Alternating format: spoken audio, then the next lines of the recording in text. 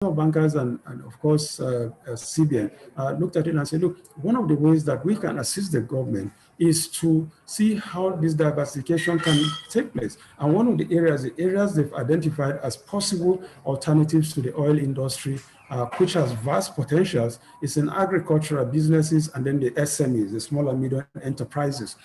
So how would they be able to assist the federal government in this regard?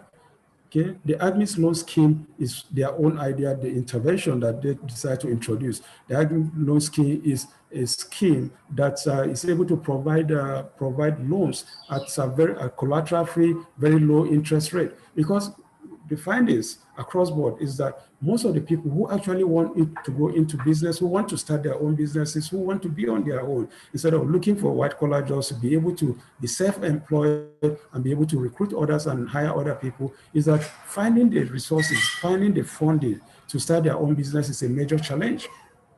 Okay, because if we try to access loans today in Nigeria, you approach any of the commercial banks or the microfinance banks, the interest rate on each of these loans, on the loans you want to collect, is so exorbitant. Okay, interest rate on finances from the banks today is in the region of 26%. Okay, so how many people, for example, are able to access those kind of loans? Okay, Mr. Anayo, you are raising your hand. Any issue? You have any question? Please go to the chat. Go to the chat room. And please go to the chat room. You have been raising your hand since. Go to the chat room and then make your comments. Okay? Mr. Anayo, go to the chat room and ask your question. Check under, you see a chat box there. Okay? You see a chat box, and then you can be able to make your comment. Okay? Okay. Okay? Okay, it's open now. You can talk. Let's hear you. Anayo, what's it? You've been raising your hands for some time now. Go ahead. Ask your question. Don't you have? Yeah, we're hearing you. We're hearing you. Can you hear me? Can you hear me? We can hear you. Speak. Okay. Okay, I'm asking whether you are seeing me. Then that's my question first, so that I know that I'm connected. But I asked the quiz. I finished the quiz and I stopped it. So, but I didn't see the score. So please, Mr. Anayo, if you can hear me, that's why I'm asking. the quiz is not very important now. You can do the quiz even 24 hours after the lectures, okay? So you can leave the quiz apart. And seeing you is not very necessary. You can remove your video. So long as you can hear me, then the message is passed, okay? We don't have to see you, okay? But we know you are in the class. Okay? We know you are in the class, so we don't have to see you, okay? And then the quiz, if you are not able to do the quiz, I can do it later. All right. Thank you, please. So that don't interrupt us, so that we try and go through these lectures as fast as we can, okay? Thank you. Please unmute everybody. All right. Sorry, so that we don't get distracted and then, of course, lose our train of thoughts. So I was saying that the Committee of Bankers and then, of course, the CBN thought that one of the ways they can assist the government in pursuing its policy agenda of diversification is through the provision of the AGSMEIS loan scheme, which is a collateral-free loan with no interest bearing. Because if you try to access loans in our banks today, what you find is that the interest rate is quite high. Approaching the bank today, seeking for loans, for example, you will be paying something in the region, be assessing the loan at something in the region of about 26% interest rate, okay? And that is very, very exorbitant and prohibitive. That has, of course, discouraged so many people from trying to access the loans, okay? But with this initiative, where you can be able to access loans at a very, very easy, very cheap interest rate and easily accessible without all of the conditionalities of collaterals and guarantors and all of that, that will go a long way in helping. And that is the way that the Committee of Bankers and CBN thought they can be able to assist the federal government. That is the reason why they came up with this loan scheme. That is why it is an initiative of these two bodies, okay? All right.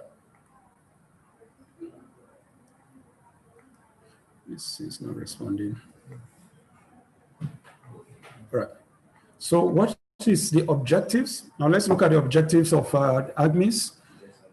First and foremost, like I just said, it's about providing access to finance, okay, to ensure small and medium enterprises and agricultural businesses have access to finance, okay, to generate the much needed employment opportunities, to boost the managerial capacity of agribusinesses, SMEs, as pipelines for growing enterprises that can become huge corporate organizations, and then to develop the agricultural value chain and ensure sustainable agricultural practices. What we're saying here basically is, I made the point that assessing financing is a major problem for small and medium enterprises and for agribusinesses. Okay, so one of the ways that this sector can be able to access finance is through the provision of this AGSMEIS loan scheme, which is collateral free, which is low interest bearing. And then, of course, to generate the much needed employment opportunities. I made a point earlier that one of the fallouts of the coronavirus pandemic is the issue of employment. Prior to that, we're already having problems of unemployment with our young men and women who are graduating from our tertiary institutions. Many of them for years on end after graduating are not able to find employment, especially those who are looking for white-collar jobs. And one of the ways that we can be able to remediate this situation is to try and see if young men and women and those who are unemployed as a result of the coronavirus. So many people lost their jobs in the process. Okay, we've had incidences of banks shutting down their branches, and not just shutting down their branches, but also laying off those in those branches. Okay, as it is now, the federal government has virtually placed an embargo on recruitment, so there's virtually no recruitment going on in the public sector now. If anything, you see what you hear them do now is about replacement and not recruitment. That, of course, is another way of recruiting from the back door. But generally, across board, there's unemployment problem. So one of the ways that AGSMEIS seeks to assist in the unemployment situation is to try and see how they can provide easily accessible funds for those who want to go into private business, and then try to encourage people to try and acquire skills, hand skills, vocational skills, so that they can be able to go into some type of entrepreneurship, and then see how they can be able to help themselves be self-employed and be able to employ others. That is one of the major objectives of the AGSMEIS loan scheme. And then, of course, to boost the managerial capacity. The training that we are having now, like I say, is management of small businesses. Okay, management of entrepreneurs. Okay, so by the time you are done with this training, you are expected to acquire some basic skills that will help you with managing your small business. We are starting as well today with entrepreneurship and skills acquisition. Tomorrow we'll be looking at feasibility studies and business plan. The next day we'll be looking at financial planning and basic bookkeeping. And then the subsequent day also we'll be looking at effective sales and then marketing strategies. And then finally, business law. And then, of course, compliance requirements in carrying out business in Nigeria. So by the time you are done with this training, you will be able to acquire some basic information, basic knowledge on how to manage your own business. And of course, to develop the agricultural value chain and ensure sustainable agricultural practices. What I would like to say here is agriculture is not just about crop farming. Agriculture is all more encompassing. There is a wide field, there's a wide range of activities that encompasses agriculture, and part of it is what is referred to as the agricultural value chain. The value chain is those things that you do outside of just outside of the crop farming to add value to your agricultural produce. Okay, the business end of agriculture. Okay, the marketing components. Okay, the value addition. The fact that you don't just produce crops and then just export them like that without adding any value whatsoever to your produce. Okay, the value addition adds also to the revenue profile and revenue earnings of anybody who is involved in the agricultural value chain. Okay, so these are some of the things that we'll be looking at to ensure that at least our agriculture is more sustainable than what it is today. Our agriculture is not just about farming and then exporting of raw materials, but farming and then adding value, okay, processing our agricultural produce before exporting it. That's the one way that we'll be able to earn more revenue than simply just sending out our raw materials, selling them out at cheap rate, and then the end product which we import, okay, comes at very, very exorbitant rate. So we also need to balance the situation and so that we are also adding value and earning bigger money to what we are also exporting. Okay, so that is the objective of, these are the objectives of the AGSMEIS loan scheme. Okay, so components of the AGSMEIS loan scheme. Please, a minute again, we want to clear something on our screen. It keeps popping up and then blocking our view. Okay.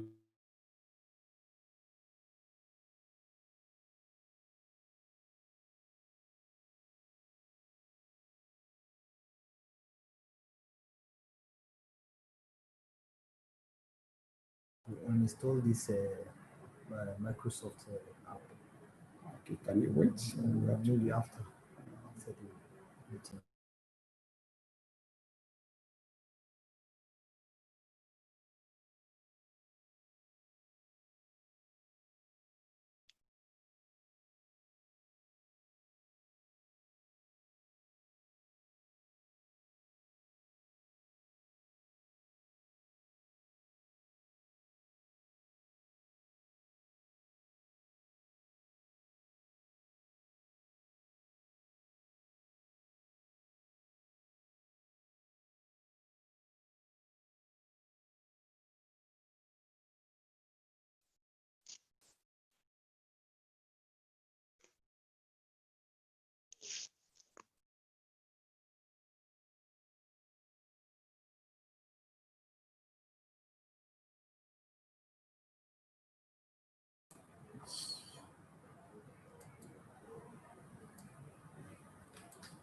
All right.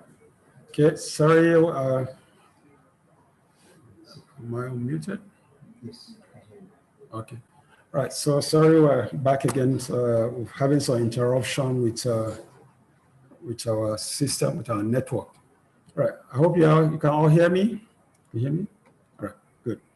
So we're now going to look at the components of AGSMEIS. What are the components of AGSMEIS? Remember, we define AGSMEIS as comprising a great business, the small and medium enterprises as vehicles for economic development and employment. That's the key to AGSMEIS. So let's break AGSMEIS down, okay? We'll first look at the agribusiness component of AGSMEIS. Agribusiness. In 2019, agriculture contributed around 21.91% to Nigeria's GDP. Okay, surpassed only by industry at 27.38%, and services at 49.73%. Although Nigeria depends heavily on the oil industry, on the oil sector for its budgetary revenue, Nigeria is predominantly an agricultural society, with approximately 70% of the population engaged in agricultural production at subsistence level. Okay, so we can see here that agricultural's contribution to GDP is way higher than that of oil. Here, the oil industry, despite the fact that that it contributes about 95% to Nigeria's export earning and over 70% of Nigeria's government's revenue. But in terms of GDP contribution, Nigeria's oil sector contributes less than 10% to Nigeria's GDP. In 2015, it was 9%. In 2016, it was 8%. Compared to agri, which is 21.91%. Compared to industry, which is 27.38%, and services encompasses all of the things like telecom and the rest of those things, is 49.73%, which is like 50% of Nigeria's GDP. So despite the dependence of Nigeria on oil because of the earnings, but Nigeria still remains predominantly an agricultural society. Before the coming of oil, Nigeria's economic mainstay has been agric. But somehow we lost direction, we lost track. Because with the coming of oil and then the cheap money that comes with it, Nigeria simply abandoned the agricultural sector and then concentrated, as it were, on the oil sector. But despite that, to date, agriculture still contributes more to Nigeria's GDP than the oil sector. So that is something that we need to look at. That is something that the AGSMEIS loan scheme is looking at and trying to see what they can do. It is this trend, the trend in terms of agricultural contribution to the GDP that the federal government, that the government wants to leverage on with its renewed focus on agricultural sector in an attempt to diversify the economy. This is what informed the current government's effort and devoted attention and energy to the initiatives like the Anchor Borrowers Program, ABP, and then now the AGSMEIS. What we're saying basically here is that government has seen the trend with respect to the GDP contribution, of agriculture to national economy. Okay, so it wants to leverage on that. It wants to see how it can focus on that in an attempt to diversify away, move away from oil. Since we lost track in the early 60s by with the coming of oil, and we followed on to oil, now we find that being a mono economy is not very beneficial to Nigeria's economy. But now that focus is coming back, now that we want to diversify, government wants to now leverage on the oil sector. And that is why there's so much attention being paid to agricultural business in Nigeria today. Something like the Anchor Borrowers Program. I'm sure you're all aware of the Anchor Borrowers Program. This is a program, again, an initiative of the CBN of Nigeria, Central Bank of Nigeria, where it is pumping a lot of money into rice production and rice processing. Okay, we're all aware of this initiative and its impact in states like Kebbi State, in states like Lagos that is collaborating with Kebbi in producing its own brand of rice, in states like Ogun State, Ebonyi, Anambra, Benue, and a host of other states across the country. Today, because of this Anchor Borrowers initiative, Nigeria is the largest producer of rice in Africa today. Okay, Nigeria is the 8th largest producer of rice in the world today. Today, Nigeria has stopped the importation of rice. We're all aware that Nigeria has spent so much money over the years on importation of rice. And most of the economies of countries like Thailand, Bangladesh, Pakistan, and Myanmar, for example, were being boosted because of Nigeria's consistent importation of rice from those countries.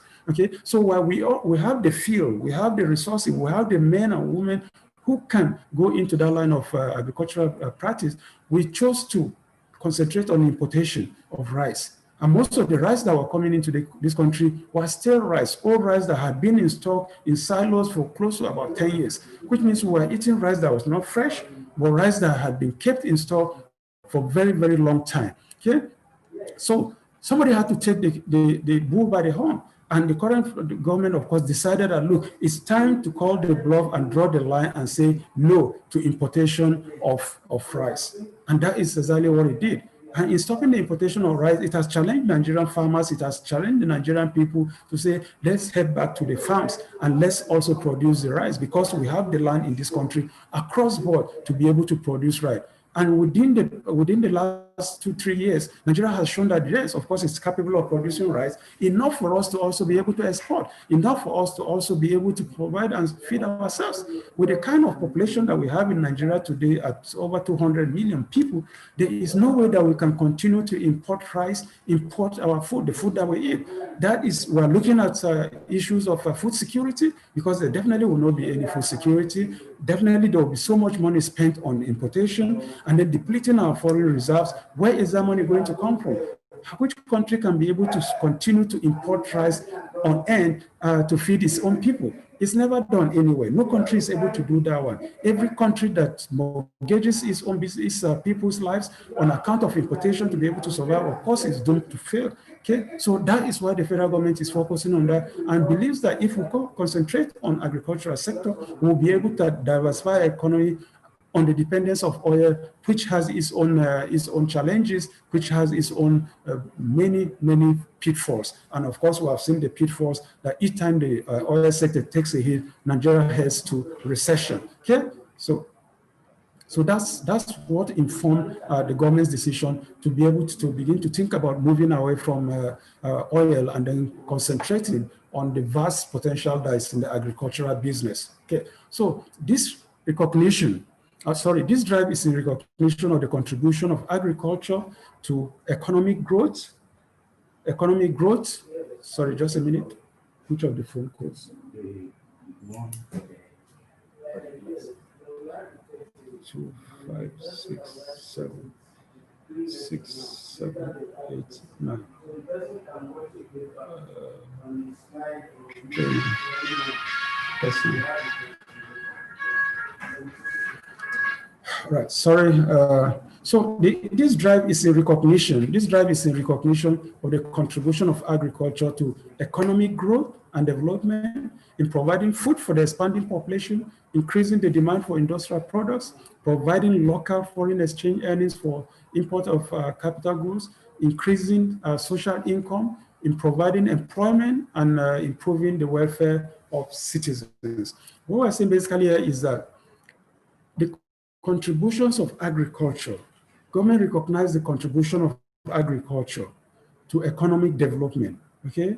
Agriculture, if we concentrate on agriculture, it is an impetus, it is an engine house for economic growth and development, okay? It is a source of providing food for our teeming population. I just made the point now that with over 200 million people, there is no way that we can concentrate or be importing food to feed our people. So concentrating on or pushing the agricultural agenda helps with providing food for our expanding population. Nobody is going to come and feed us in this country, okay? Nobody will come and provide aid food for us. We are not Ethiopia, we are going beyond that. So we need to be able to provide ourselves the food. Foreigners come to this country and are amazed with the blessings that we have, vast lands, vast farmlands, but they see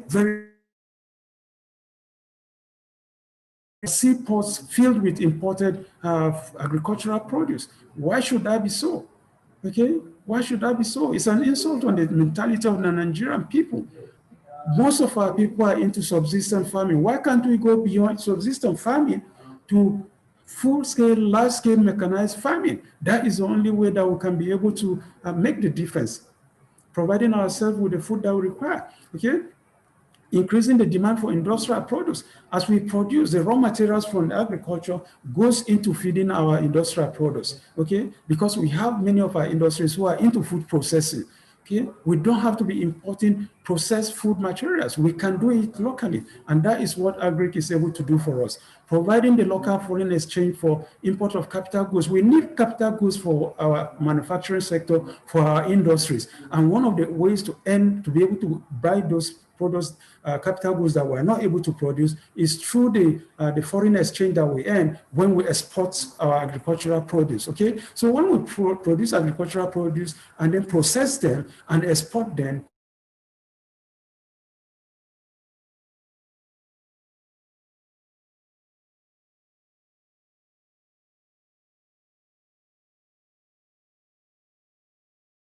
this is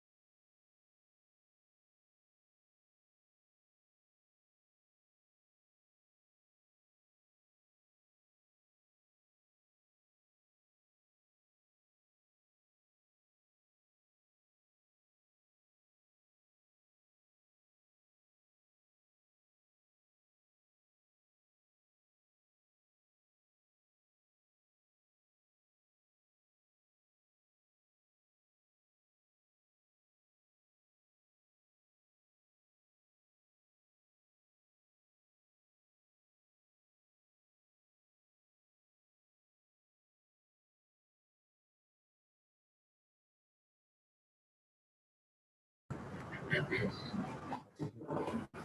hear me? Yes.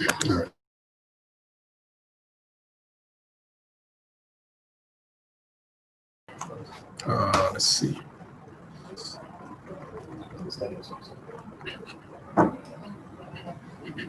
All right. Sorry. Really apologize for these breaks. We're having some network problem here. Hope we have overcome it now. So pray we don't encounter it again. But let's continue from where we stopped. We're talking about the contributions of agric, and then we're looking at the increasing social income. And I was trying to define what social income is all about. Social income basically is about the income, the earnings coming from agricultural business across the country. What we find today is that from the Anchor Borrowers scheme, we find so many of our young men going back into farms, into our farms. I always like to give the example of what is happening in KB State, for example, where so many of our young men who have previously walking the streets, walking the streets, doing all manners of menial jobs. Today, we find most of them are back in the farms. Okay, for previous people who are previously just into subsistence farming, we found that many of the rice mills, major rice mills in KB State today, have grouped them into outgrowers. Outgrowers are those who are provided with seedling, are provided with hectares of land to farm, and then you find people off-takers. The mills are the off-takers, the outgrowers and then the off-takers. And of course, what it means is that as an outgrower, you grow. They are giving the seedlings, you are giving the seedlings to farm, to plant. Then, of course, when you come to harvest, by the time you harvest, okay, the off-takers come off and buy the produce off you. So there's no way of losing. There's no way of saying that, okay, I've finished my farming, I've harvested, and there's no market for me. There is a ready market, there's a steady market. So both the input and the output are contributed by those who are there to buy it off you. Okay, so you have your own steady source of income. That has impacted substantially on the population in those states growing rice today. Because many of them are able to earn a whole lot of money, able to do things for themselves, buy cars, buy machines, send themselves on pilgrimages. Some even go ahead to marry wives and things like that. That is social income. Okay, that's improving the welfare and then the earnings, the revenue earnings of people within that category. Okay, and of course, substantially more than anything else in providing employment for our people across board. Okay, so it is these gains that explain the need to support the growth and expansion of agric and agri-allied business and its associated value chain. So the gains from agriculture, okay, in terms of economic growth, in terms of development, in terms of provision of food, in terms of foreign exchange earnings, social income, and then the employment, and then the welfare of our people. That is the more reason why we want to try as much as possible to continue to support the agricultural sector. Okay. All right. So now let's look at the second component. Let's look at the second component of the AGSMEIS scheme. The second component of AGSMEIS is the small SMEs. The SMEs are the small and medium enterprises.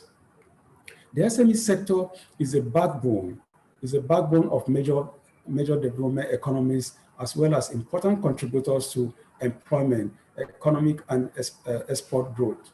Okay, what we're saying basically here is that the SME sector, okay, is the backbone of major developed countries. We're not talking of just developing countries. Here we are talking of major developed countries, okay?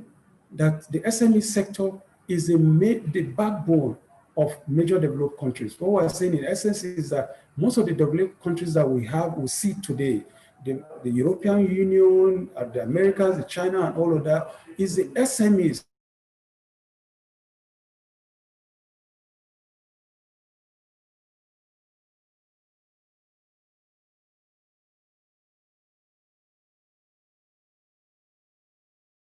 That drive that sales that we see today. Most of the major manufacturing hubs that we have today started as SMEs. Okay, so they provide the major backbone for developed economies.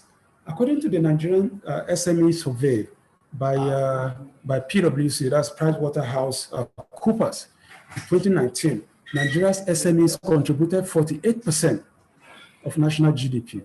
Nigeria SMEs contributed 48% to national GDP and account for 96% of businesses and 48% of employment. This is massive, okay? When compared to agri, it's almost double that of agri, and it's more than triple that of the oil sector. Okay, so which means that the SME sector is a major bulwark even at Nigeria's standard. Okay, the SMEs contribute substantially to Nigeria's GDP compared to oil sector, which is just less than 10%, and agriculture, which is 21.9%. So you can see the sectors that if Nigeria wants to diversify, this is the way to go. This is the area to go. Okay, SMEs in Nigeria constitute a total of 17.4 million jobs, businesses. Sorry, they account for about 50% of industrial jobs and then nearly 90% of manufacturing sector in terms of enterprises. So this is massive. About 17.4%. 4 million, of enterprises in Nigeria as SMEs. And then in terms of industrial jobs, they account for 50% of industrial jobs and nearly 90% of the manufacturing sector in terms of enterprises. So the contribution of SMEs is massive. Contribution of SMEs is massive when you look in terms of the jobs that it creates and then its potential in terms of the kind of opportunities that are available. According to the National Bureau of Statistics, in collaboration with the Small and Medium Enterprises Development Agency of Nigeria, SMEDEN, the SME sector in Nigeria is strategically positioned to absorb up to 80% of jobs, improve per capita income, increase value addition to raw material supply, improve import earnings, enhance capacity utilization in key industry, and unlock economic expansion and GDP growth. This, of course, is a massive source of contribution to Nigeria's economy.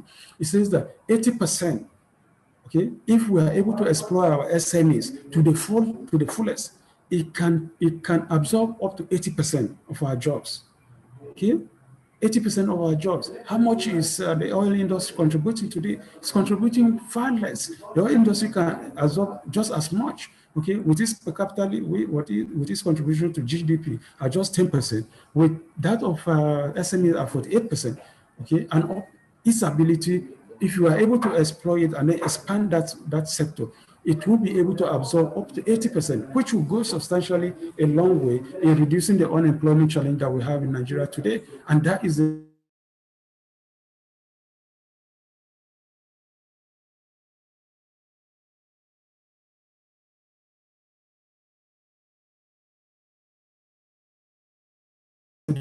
direction that the per capita, that's how we define per capita income. Okay, increase in value addition to raw materials. Okay, because the SME sector, all of the things that we export as raw materials is the SME sector that adds the value, that does the value addition, that does the initial processing before we export. Okay, so that we are not exporting just raw materials without any value addition. It's the SME sector that will be able to contribute to those areas. Okay, and then of course that will improve the import earnings, because as you add value to the export, to your raw material export, you are also increasing your import earnings. Okay, and then enhanced capacity utilization, and then of course our GDP growth. Okay, so it is this potential. It is this potential, that is the potential of agri and then the SMEs. Agri with 21.71% of GDP and SMEs with 48%. Okay, that the government wants to explore and expand, but it came to one realization that there exists a missing middle. Which is that SMEs still find it hard to access funds.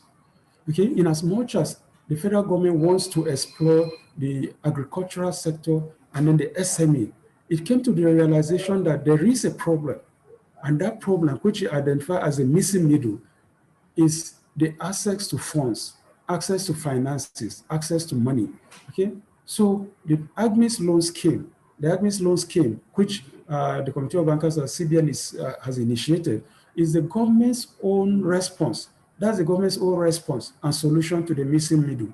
Okay, its own solution to the source of funding Okay, that's providing affordable and easily accessible funds to this vibrant and explosive sector with a high potential to be the major backbone of Nigeria's economic development and growth. So what we're saying here basically is that much as the government wants to enhance and then expand the agricultural sector and then the SME sector, but there is a problem, and that problem, which is called the missing middle, is that of access to funds.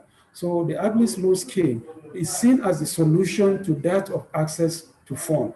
Okay, the AGSMEIS loan scheme has therefore come up. The government has come up, the Committee of Bankers and CBN have come up with this loan scheme in order to be able to fill that missing gap, that missing middle, by providing accessible and easily affordable, and easily accessible funds. Okay, affordable in the sense that in terms of interest rate, it is low. 5% for this year, 9% for next year, and easily accessible without collateral, without guarantor. Okay, and if we are able to do that, if you're able to fill that gap, if you're able to fill that missing gap, then of course this sector, the SMEs and then the agriculture sector, we have an explosion, and it will become for Nigeria also the major backbone to Nigeria's economic development and growth. Right. So we have come to the end of the first section of this this paper. So what we'll do before we go to the next one, the next section now is entrepreneurship, defining entrepreneurship, what entrepreneurship, and all of those. Okay, before we go there, we'll now open the class so that if you have any questions, you want to ask, you can ask a question, then we'll take it and do any clarifications there are before we proceed. Okay? All right. So please, let's open the class and then go ahead and do that.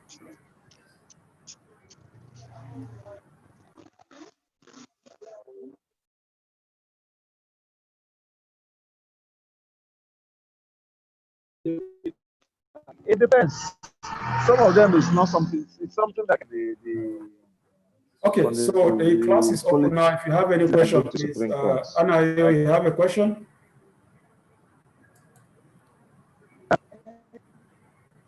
Anna is asking whether we are still on. Yeah, sure, we are on, and we have opened the class now. If you have any questions, please go ahead and ask. The PSTV make you recharge it.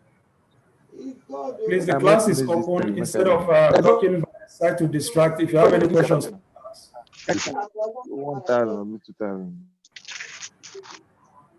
If you have any questions, please ask. Anayo, I don't know where you are, but looks like there are people who are distracting you there. If you have any questions to ask, please ask. Okay. Hello. Good morning. You seem to be in a public place. Oguchi. Hello. Hello. Hello. Yes, please. If you have any question, please go ahead and ask. Hello. Good morning, Mr. Oguchi. Yes, please. Thank you. Thank you for the lecture. It was quite very interesting, and we got the point right. But what's the next procedure after this class? What are we to look out for? Sorry, who is asking the question, please? Is it Hadiza? Yes, I am. Okay, Hadiza. What's the next stage, you mean? Yes, please. All right. This is the very first in the 5-day training. So this is just the very first topic we're taking. After this, if you are doing a business plan with us, we'll do the business plan and upload it on the NASA portal. And after their own assessment, they will invite you for an interview. And after the interview, it takes between 6 to 8 weeks before you'll be able to have a disbursement and draw down on the loan. So that is the sequence of events. Okay. So we're going to have another class tomorrow? Yes, we have a class, one paper a day for 5 days. Okay, all right. That's very nice. Thank you very much. All right, Adiza, welcome. All right, any other question?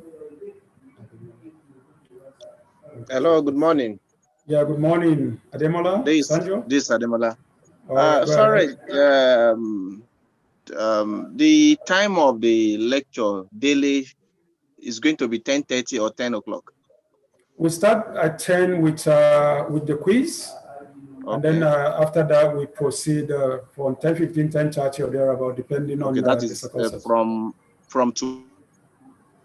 tomorrow to Friday. To Friday, yes. I think from tomorrow to Friday. All right, yes. All right. Thank you. Yes, tomorrow to Friday, yeah. All right. Sylvester, you have your hands up. You cannot ask a question? Yeah, good morning. Can you hear me? Morning. Yeah, I can hear you. Go ahead. Yeah, thank you for a well elaborated lecture. It was very informative and I really appreciate. Thank you. Hello. Go ahead. Hello. Yeah, you've said so many things and including the contribution of agriculture Yeah. to expounding the Nigerian economy. Mm. Now, my question is this.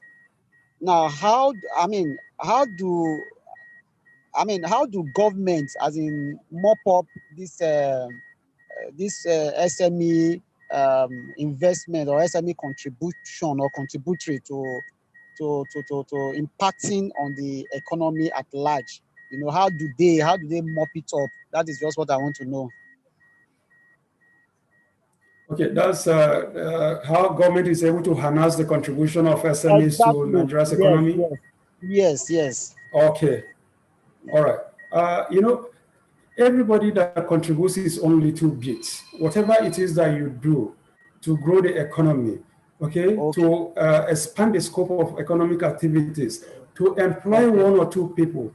The whole idea of this loan scheme is that if you are giving up to 5 million, you are expected to be able to employ one person.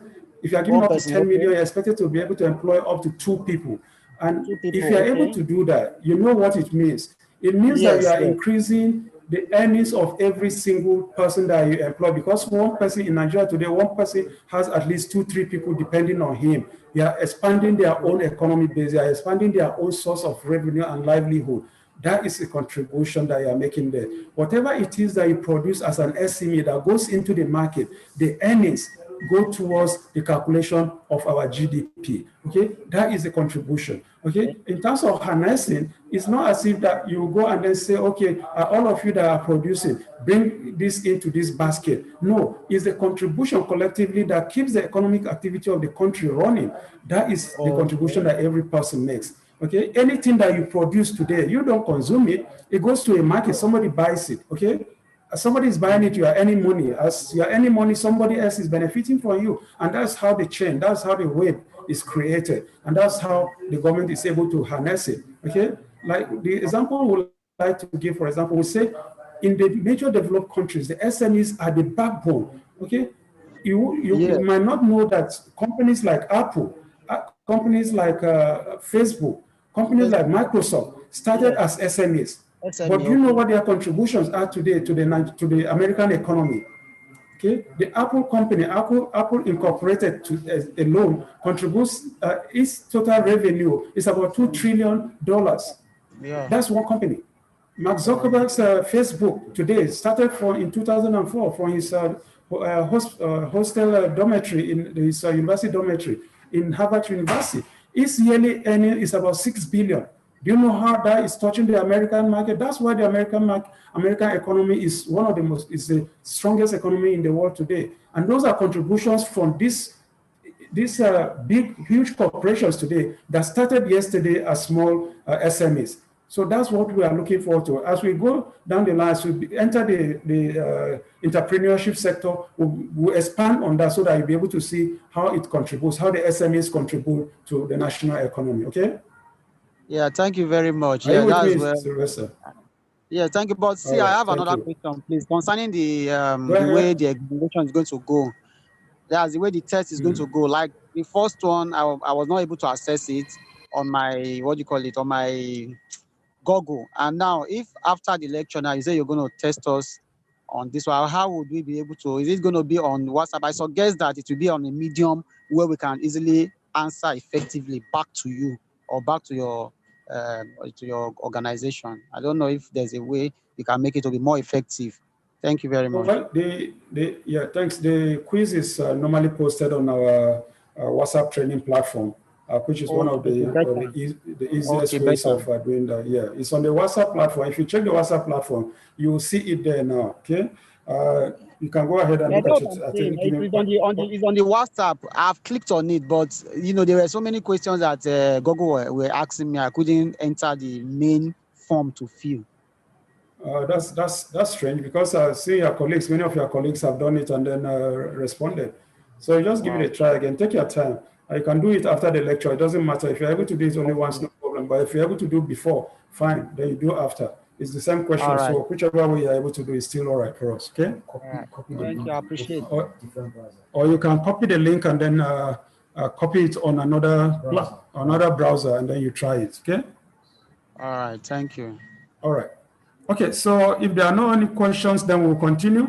Let's continue then. Okay. So we'll close the class now so that we'll proceed. Sure. All right.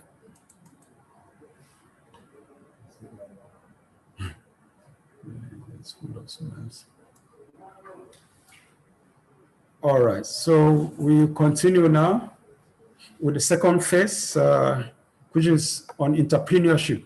What is entrepreneurship? Okay, you are all on this program into one form of business or the other. So if I may ask, quickly go to our chat room and then help me answer this question. What is entrepreneurship? Okay, let's take 1 or 2 minutes and then let's see your answers on the chat box. What is entrepreneurship?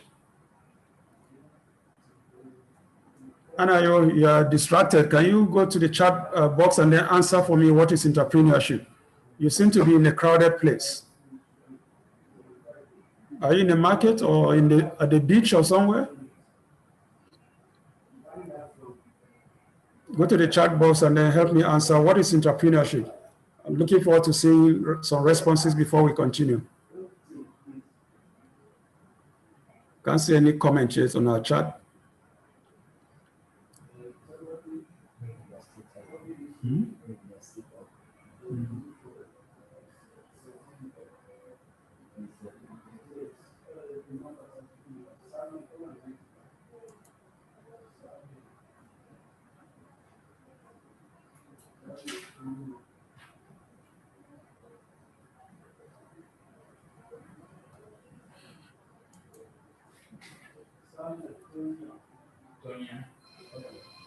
No response? Okay, can't seem to get any response from anybody. So let's continue while you mold the whole idea of what is entrepreneurship. So defining entrepreneurship. Entrepreneurship is the process of starting and running a business enterprise. That's a straightforward definition. Any time you start and you start a business, all right, looks like there's some, okay, I can see any chat.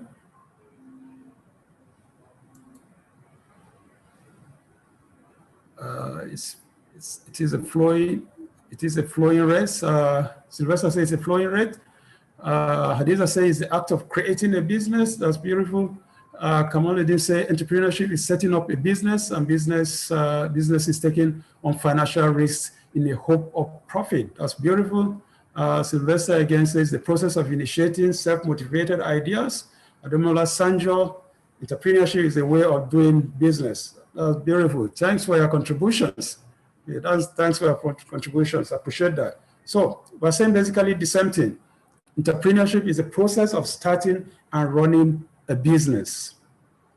It involves investing capital in resources like people in the development of products and services to create viable commercial enterprises.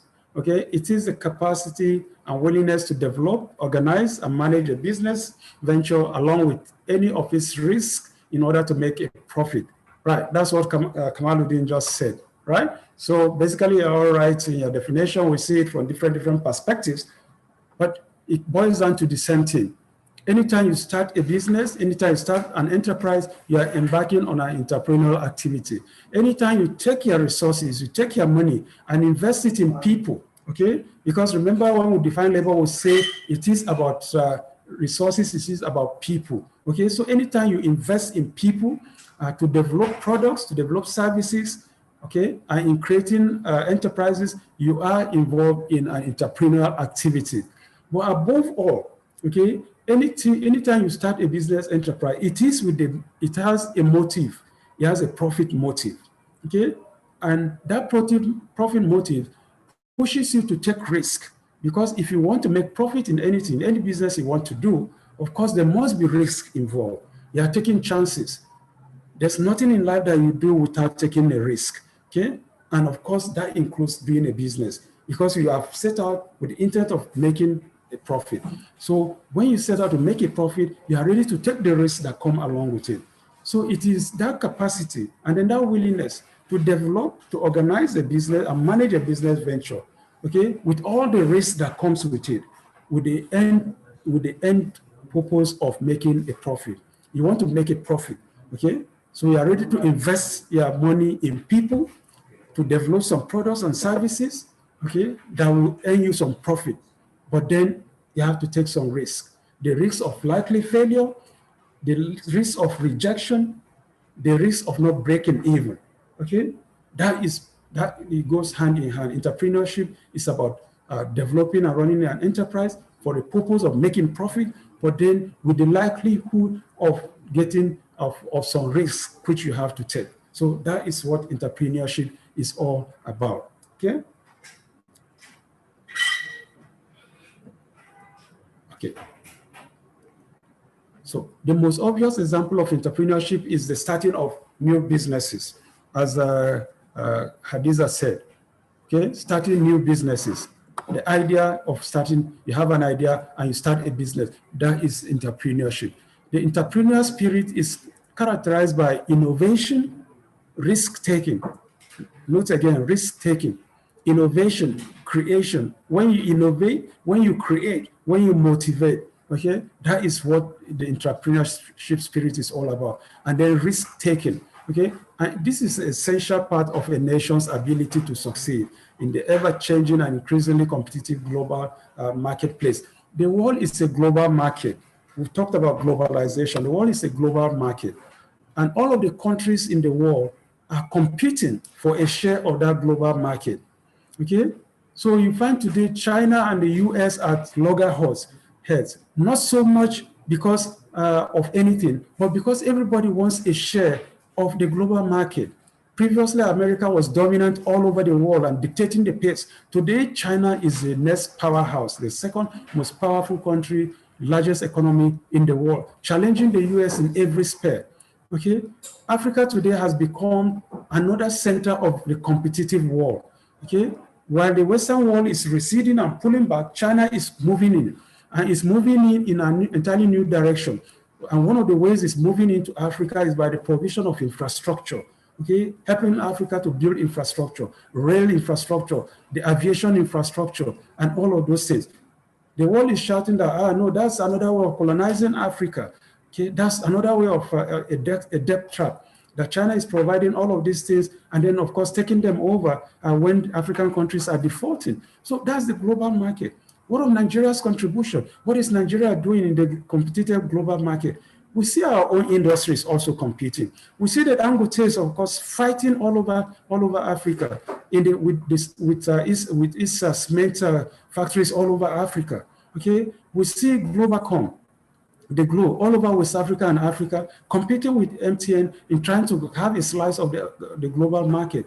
Okay, we see Nigerians using Glo all over the world. Okay, that is piercing its way into the global market. So all over the world, the entrepreneurial spirit of innovation and risk-taking is pushing people to make sure that they also get a piece of the global marketplace.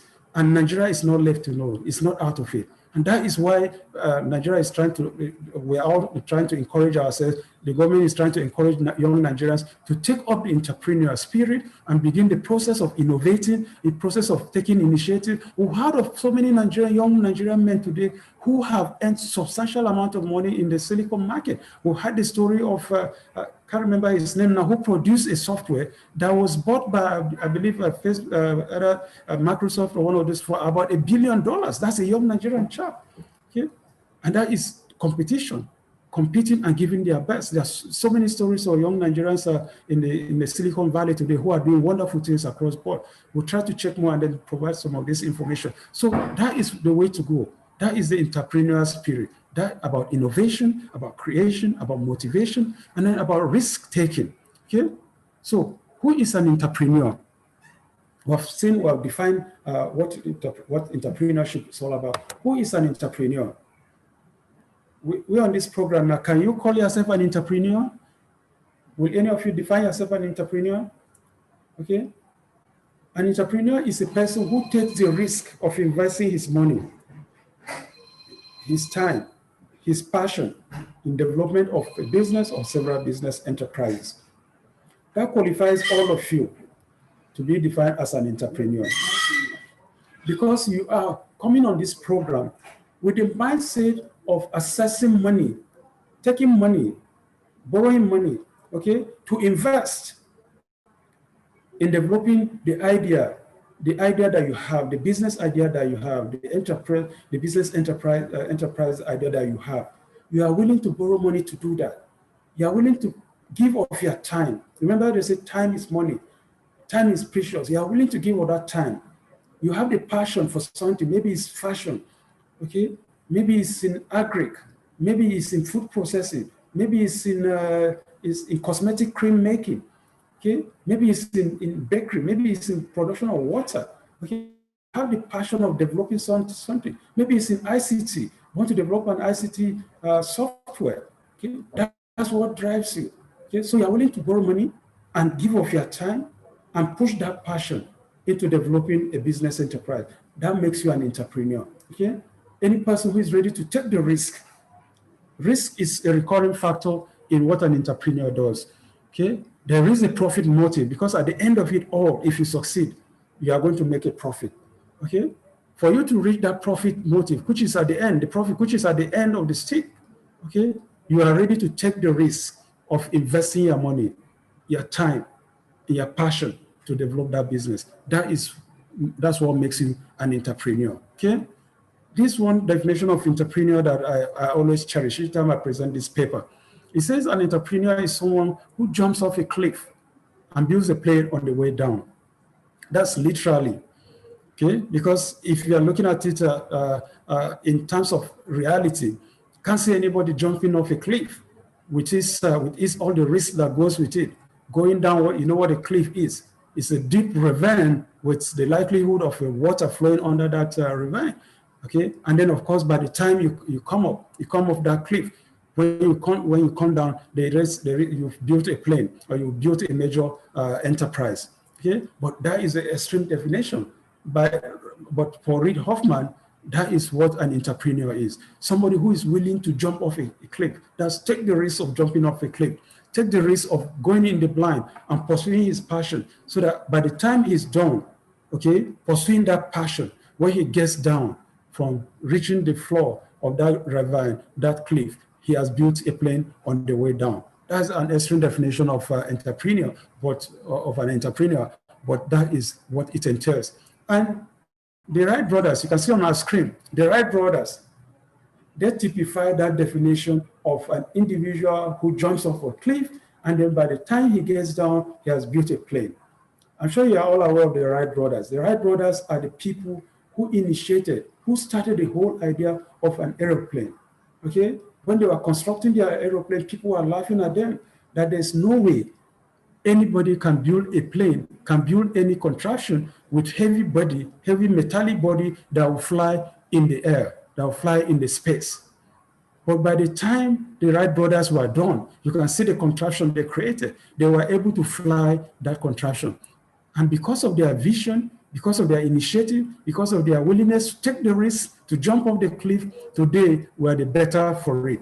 Today we have jumbo jets all over the world, flying people, cutting the distance between countries, between continents. They are able to reach the Americas within 8 hours. They are able to reach the UK within 6 hours. Okay, we have supersonic jets that were making it in 3 hours at the most.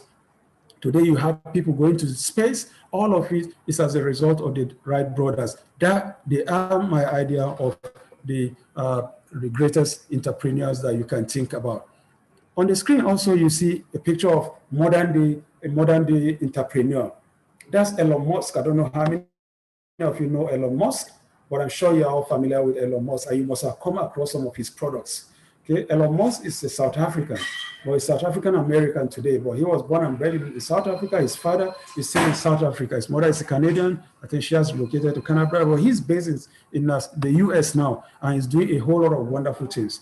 Okay, Elon Musk is the founder and CEO of SpaceX. SpaceX is an aerospace construction company, okay, that builds aviation rockets, okay? And his own vision is to be able to take people to Mars in the next few years, okay, to colonize Mars and settle people in Mars and live there as we are here on planet Earth. But in the meantime, he has been able to construct aviation rockets that are able to take people from the Earth to the International Space Center in orbit. And his whole idea is that he wants to be able to start tourism of taking people from the Earth to space, okay, so that people can go into space, the International Space Center, which will definitely be expanded to be able to accommodate as many people as possible for tourism purposes, so that they are able to go into space and then be able to look at the universe, be able to look at this cosmos, be able to look down at the Earth where we are, where human beings are. Okay, that is Elon Musk's own vision. Okay, so he typifies today for me our modern entrepreneur who has jumped off the cliff and today is down with an aeroplane, with rockets. Okay, apart from that, Elon Musk also is the founder and chief innovator of Tesla. I'm sure you've heard about Tesla. Teslas are a brand of cars today that are driven not on fuel, not on petroleum, but on electricity. Okay, you know, there's this talk about climate change, okay, about carbon monoxide pollution, the space, the ozone layer being depleted by carbon monoxide being shed into the atmosphere.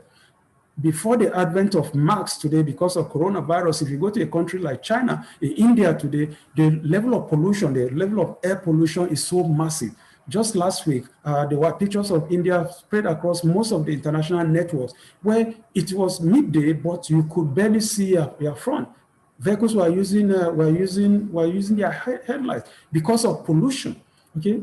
And of course, the drive of world today is to try and see how we can be able to reduce carbon emission. Today in Nigeria, the government is talking about opening up gas stations and then converting most of Nigerian cars to using of gas. Okay, not just because of the prices of fuel, but also because of the fight to reduce the level of carbon emission and then pollution in our atmosphere. Okay, so Tesla by Elon Musk is championing that cause. So anytime we talk about Nigeria's oil, and everyone is talking about oil, the projection is that by the year 2050, most cars in the world will be driven on electricity and water. So our oil, that is the more reason why Nigerian government wants to diversify. Okay, and the earlier we begin the process of diversification, the better for us, because in the next 30 years, or thereabout, our oil will be as useless as nothing. It will be there all over the place with little market for it. Okay, because most of the vehicles that depend on oil today, the millions and millions of vehicles being driven in the world today will be driven by electricity. So these are pioneers in that area. Elon Musk is a pioneer in that area. And if you go to China today, Tesla is one of the first, the first range of cars selling massively in China. And the Chinese are also developing their own electric cars. Same also happening in Japan. Many of the brands already are beginning to have their own electric versions of these cars because of the projection. So the earlier we begin the process of diversification, the better for us. And the earlier Nigeria begins to look more in terms of gas production and then gas-driven cars, the better for us. These are pioneers and these are entrepreneurs. That's what entrepreneurship is all about. That's who an entrepreneur is, okay? I've given you 2 examples of typical entrepreneurs. We're looking more and more into some others soon. So our final definition of entrepreneur, which basically comes to the same thing, is an entrepreneur is an individual who starts a new business venture or a company.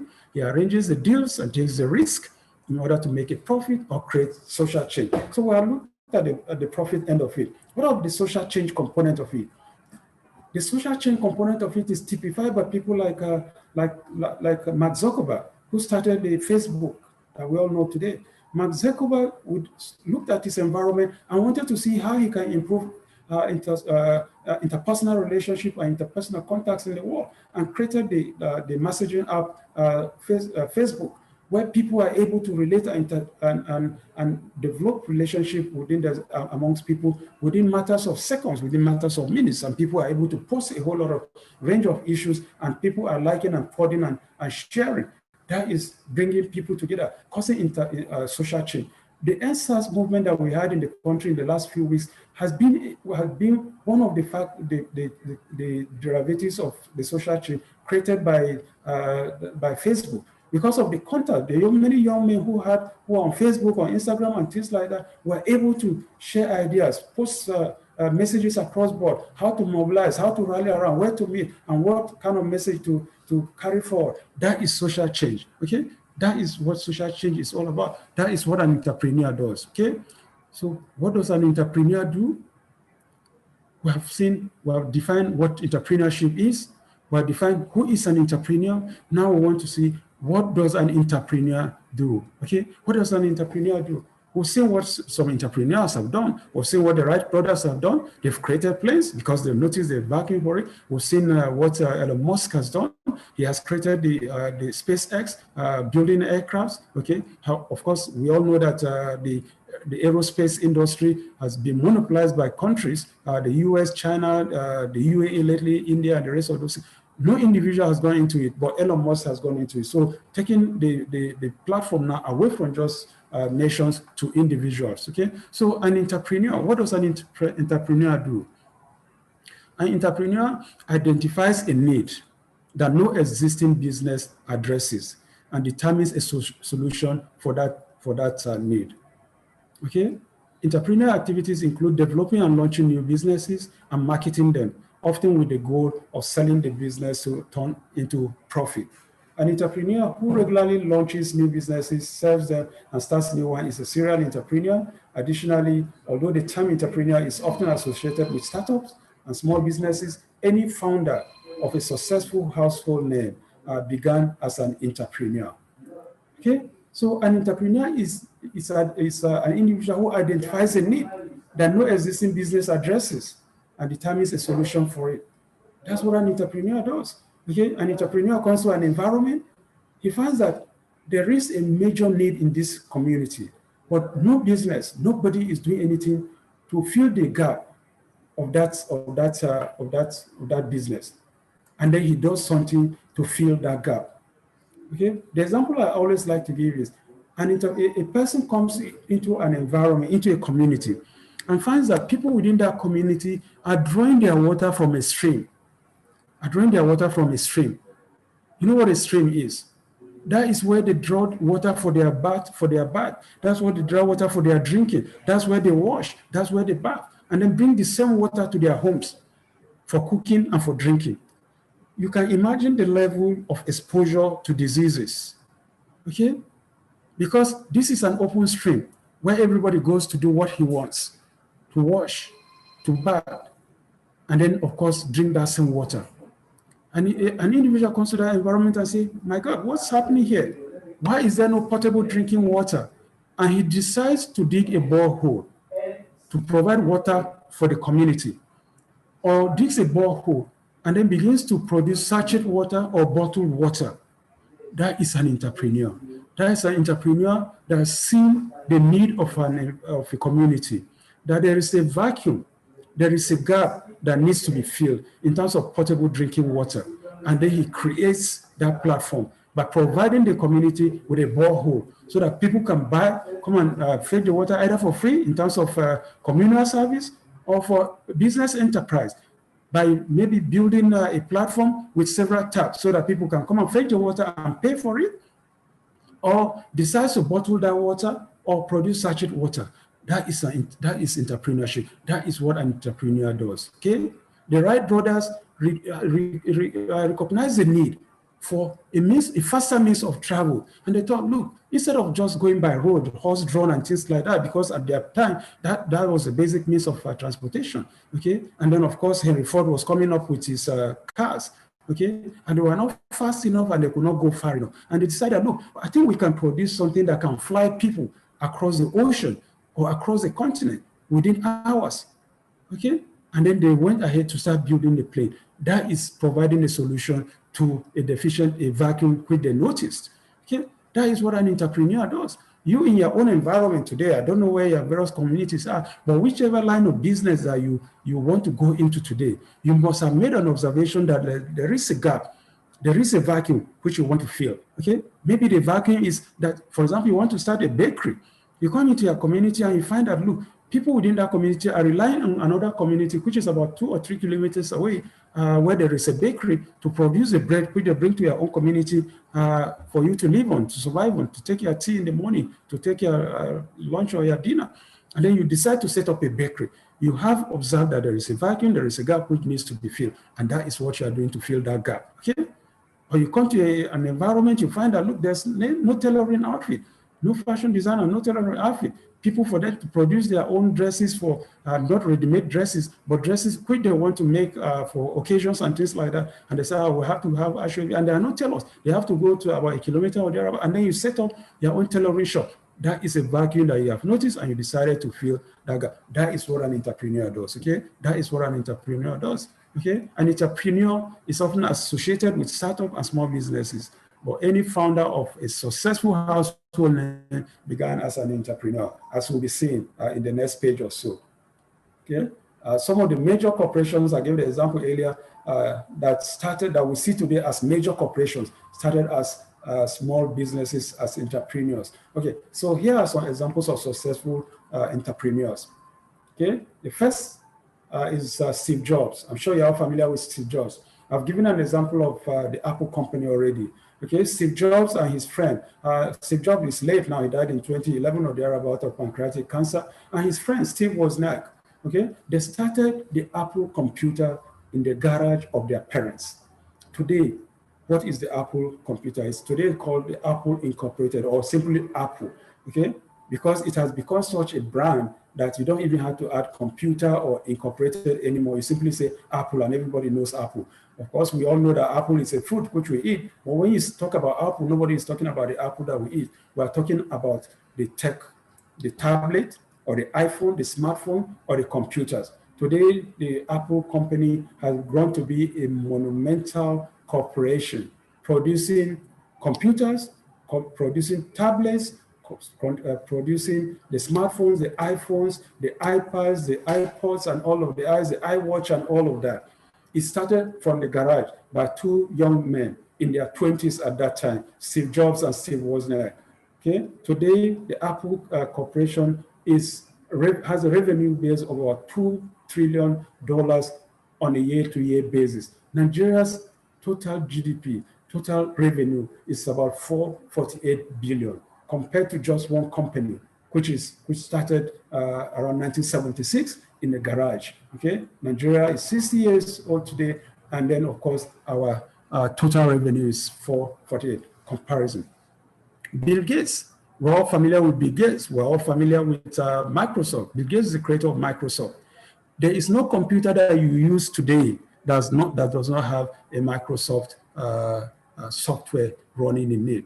Okay, Bill Gates in the 70s also had this vision that within a decade, he wants to make sure that every office and every home has a microcomputer.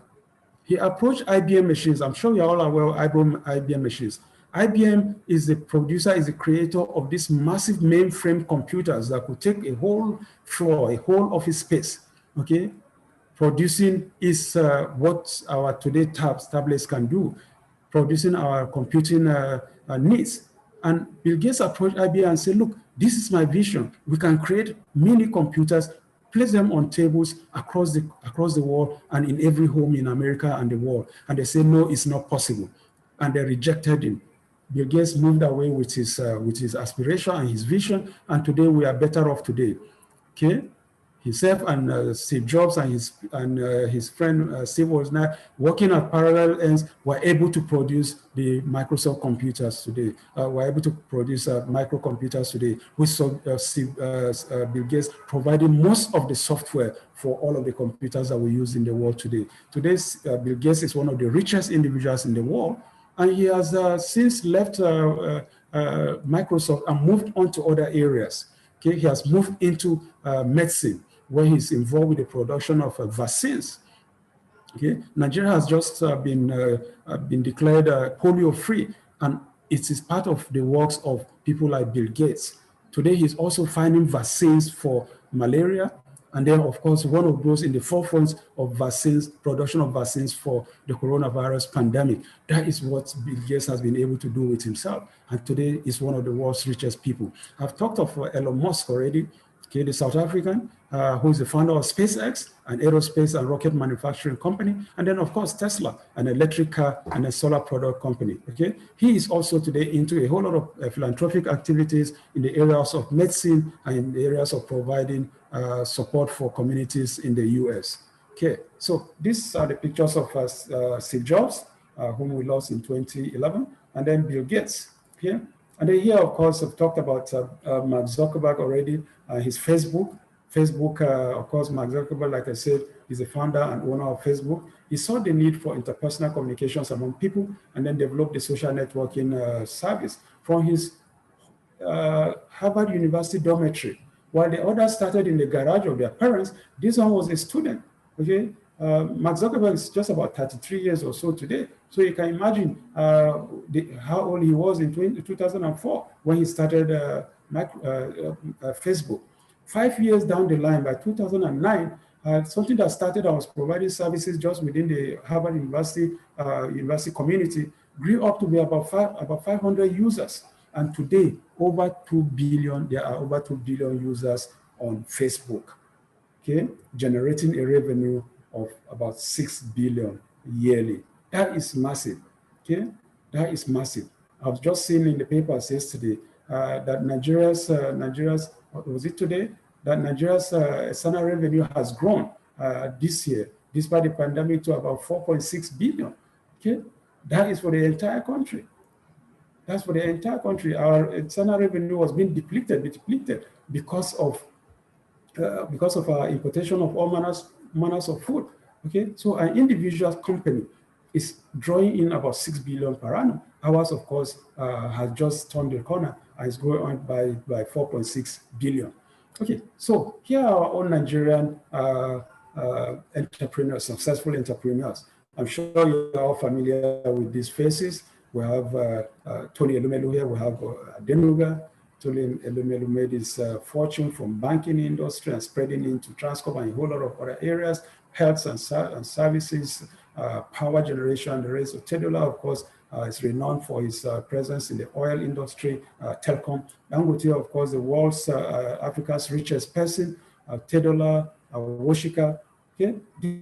These are all Nigeria's successful businessmen.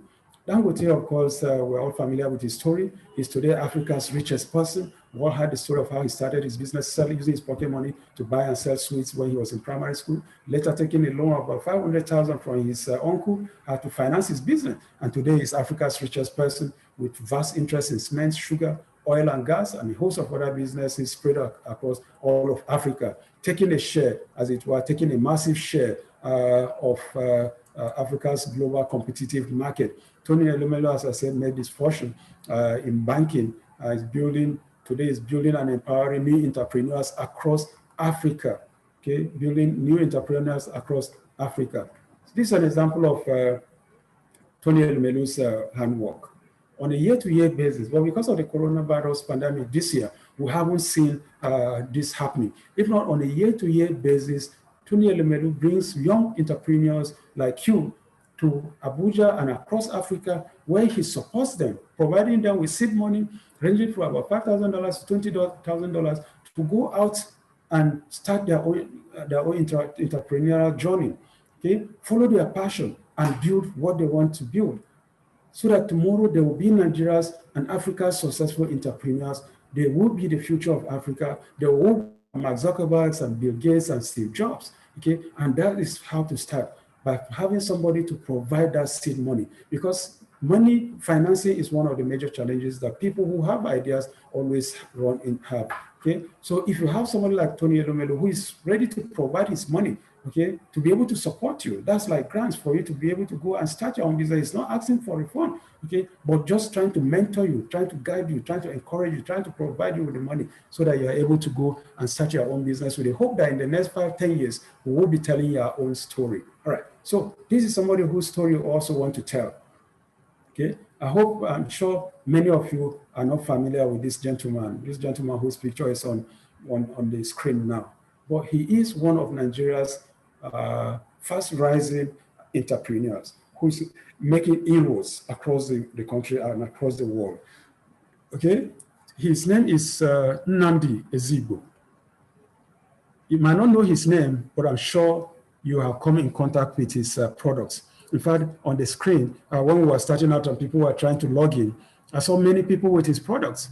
Because Nnamdi Ezigbo is the CEO of Slots Nigeria Limited.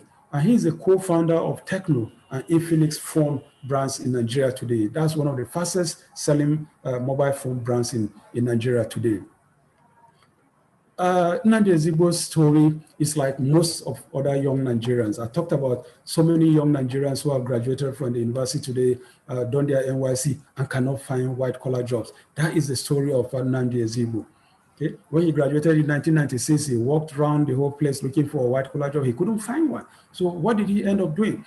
He decided to team up to join a computer repair shop as an apprentice, okay, to sharpen his skills and then to learn how to repair computers. And by the time he was done with apprenticeship, he went and set up his own computer and repair shop. And from there, he also migrated into selling computers and eventually cell phones. Okay, and in the process of selling cell phones, he noticed something common among Nigerians, and it's still very common amongst us, that most Nigerians carry 2-3 handsets at a time. And then he looked at it and said, look, instead of people carrying handsets around 2-3 handsets in all their pockets and so carrying briefcases filled with handsets, not produce a handset that has the capacity of carrying dual SIMs. And that appealed to him. He approached Nokia, the Nokia company, which produces handsets, approached them and said, look, this is the idea that I have. How about partnering to go into it? And Nokia said, no, that they would rather produce single SIM handsets and then be able to sell as many as possible, making their money, than constrain their market by producing one handset with 2 SIMs. Okay, so instead of people buying 2 handsets, they are buying just one handset. And he was rejected by Nokia, but he wasn't deterred. He moved on and found a young Chinese chap who was working previously in a cell phone company, and they sold their idea to him, and the guy bought their idea. And that is how they came about Techno. And of course, Techno had suddenly came into the market and started dominating, okay, being patronized by Nigerians as Nigerian product. And then, of course, they moved into Infinix phone brands, which is also a product of the Techno company, but of much lower grade, but affordable. High grade, all right, but affordable, made more affordable to more Nigerians, so that at least the middle and lower class people will also be able to have smartphones they will be able to use for browsing and doing a whole lot of other things they want to do, just like you have your iPhones and Samsungs and the rest of those big time mobile phones. Okay, so that is what Nnamdi Ezigbo was able to do. Okay, so today the Techno and Infinix brands are selling in their millions. Okay, and they are the fastest selling phone brands in Nigeria today. That is the handwork of a young entrepreneur, Nnamdi Ezigbo. And today he's also diversifying into other areas of businesses. And then, of course, that is how it is, employing more people, and then, of course, being able to earn, and part of the services that is contributing to Nigeria's GDP today, right? So let's look at types of entrepreneurship. Forbes categorized 4 types of entrepreneurship. Okay, the first is the builder. This believes in building empires and infrastructure. Then, of course, the innovator. This one is driven by his passion for innovation. And then the specialist, okay, who is an expert. Okay, an expert who virtually specializes in a whole variety of things, brings his expertise into development of packages and business plans and all manners of innovations. And then the opportunist. The opportunist is a typical person who sees a gap, like the example I gave of the person with the water, who sees a gap existing in a community, in an environment, and then comes in to fill the gap, the vacuum within that environment. Okay, so let's look in more details at the types of entrepreneurship. This was actually drawn from a book by Joe Abraham. Okay, he called the book Entrepreneurial DNA. Okay? Well, I'm sure we're all aware with DNA, what DNA represents. DNA is a genetical marker that differentiates every human being. Everybody has a DNA that is different from any other person. There are no two people that have the same DNAs, okay? Not even identical twins. They have different DNAs, different things drive them, okay? So Joe Abrahams identified what he called the entrepreneurial DNA and identified that all entrepreneurs are not wired the same way. That they was able to identify 4 distinct types of entrepreneurs. Okay, each entrepreneur is wired in an entirely different way. Okay, he first identified the builder. You know, the builder believes in building empires and infrastructure. Okay, highly scalable businesses and very fast at that. Okay, typical of people like this. If you go to a place like South Korea, where you have companies like Samsung, massive industries. Okay, you see their shipbuilding industry, which is one of the most, it's in South Korea that most of these massive ships that you see across the world today, from the tankers, from the luxury cruise ships, are all built in South Korea.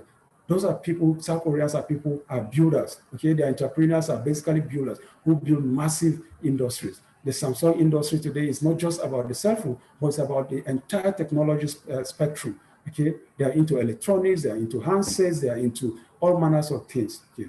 Household items and all of that, all Samsung products. So those are builders. The opportunists sees existing gap and provide service to fill that gap. Okay, I gave the example of the person who comes to the environment and sees the need for potable water.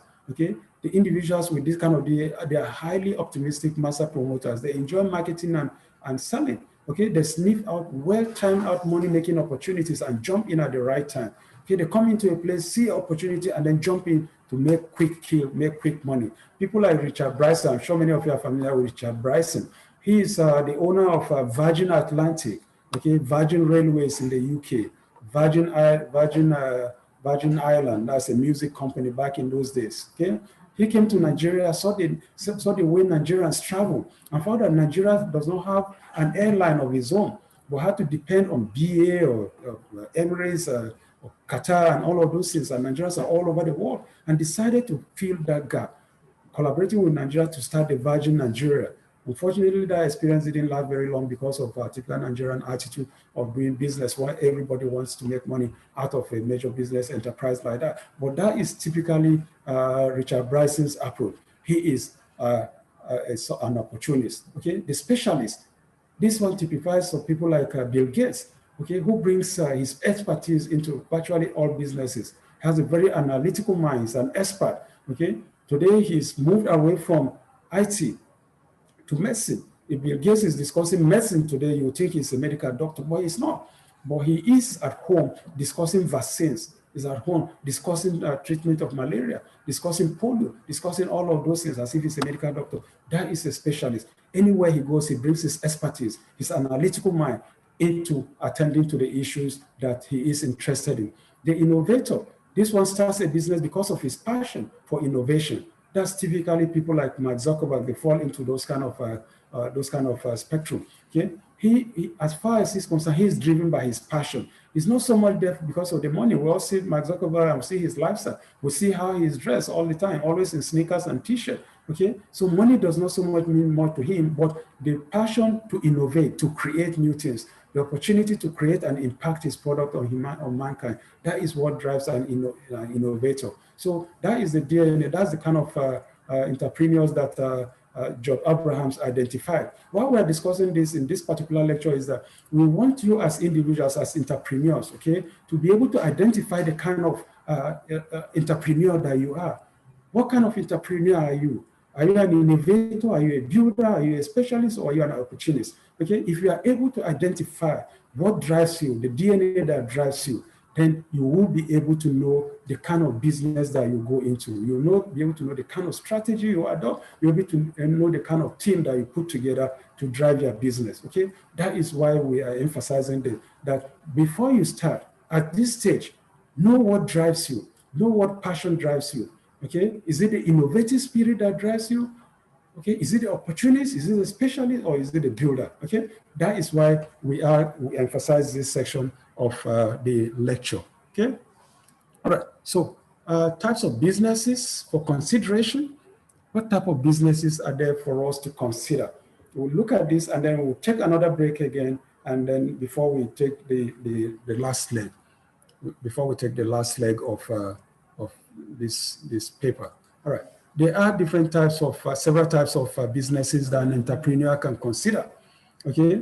I don't know whether you have all made up your mind, but we'll look at the various type of entrepreneur businesses that are available in Nigeria and across the world that you might want to look at, and then maybe along the line change your mind with respect to what you want to do. Okay, that's if you're not very sure about what you want to do. I know in the previous classes, after we finished this lecture, many have called to say, look, I was thinking of this before, but now after the lecture, I think I want to go in this direction. What do you advise? And then we'll look at the pros and cons, and then we'll look at the sellability, the viability, and then they are able to make up their minds.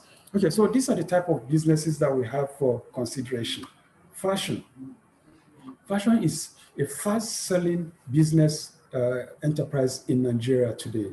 But for the pandemic, we all know that on a week-to-week basis, we see the kind of fashion that Nigerians parade the country with and across the world. We see how our fashion industry is booming, and then of course,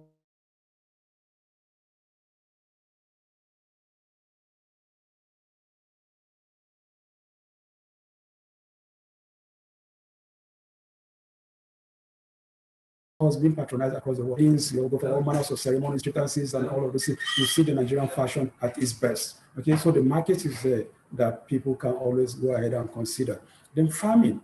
Of course, agribusiness is one of the areas that the government is emphasizing. It's one of those areas of the government wants to diversify into, one of the areas that will provide, that continues to build on Nigeria's GDP, provide employment opportunities. So that area very, very vast that you can explore, and you can't be sure that you won't fail in that area because people will have to feed. People will have need for one form of agricultural raw material, farming raw material, or the other. So that's an area to consider. Small scale manufacturing.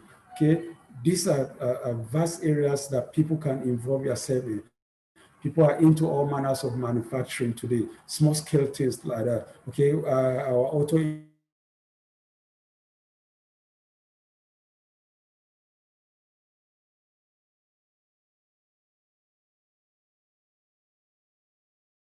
industry, you can start things like industries that are coming up all over the place, and these are things that you could easily consider. Catering of course is another major area that people can consider into. That's the hospitality, eateries, and restaurants. Of course, these are all over the place. We have many of your fast food takeaways in the country today, and the market is there on a consistent basis because people have to eat. Buying and selling. The government does not, the program, does not support direct buying and selling, but if you are buying to add value, of course, you'll be able to have the market. So buying and selling is another area that you can look at. Events management, that's another area that is opening up, and then, of course, making a whole lot of inroads, because like I say, on a week-to-week basis, okay, every Saturday, every weekend, there is one form of event or the other, either weddings or traditional chieftaincy titles or burials, and all those things are all things that require event management, and it's a lot of business in that area. Animal husbandry, that's animal keeping, cattle, sheep, and things like that.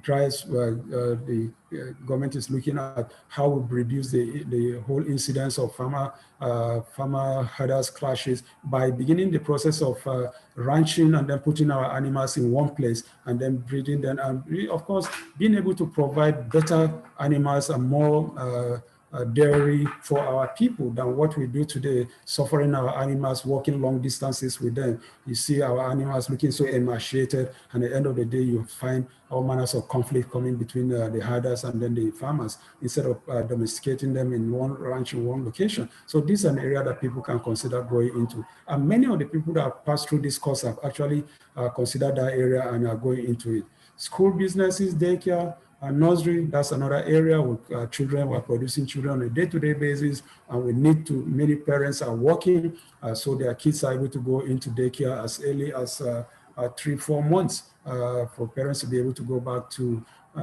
mothers to be able to go back to work after the maternity leave. Digital currency, photography, publishing, dry cleaning, cosmetics, and health services. All these are areas that types of businesses that we can consider. Vocational skills for consideration. Here we have things like electricity, plumbing, masonry, carpentry, cab making, and things like that, cement block making, and all of those things. Okay, concrete electric pole making. All these are vocational skills. And why we emphasize this is that the Nigerians are not so much into vocational skills. Okay, while the construction industry is so massive in Nigeria, but we find that not many Nigerians are involved in it. A city like Abuja, FCT, is a city that will be under construction for the next 50 years, for example. And if you go to Lagos, places are opening up from around Lekki heading to Ekwe and the rest of those places. These are areas where construction is on the rise, okay? And vocational skills are required. But we find that when we go to most of these construction sites, most of the people with the relevant skills are not Nigerians. Most of them are coming from the West Coast countries of Benin, Togo, and Ghana.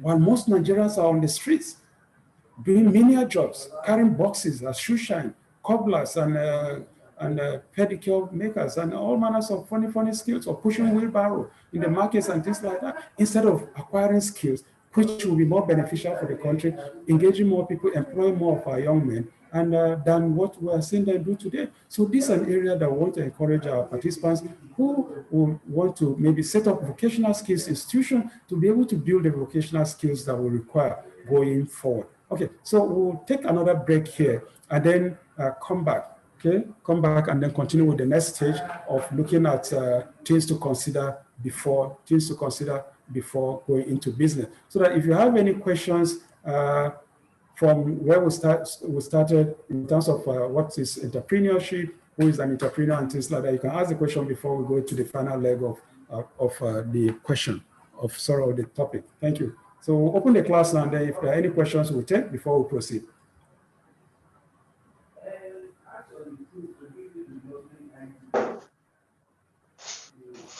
So open the class for us, please.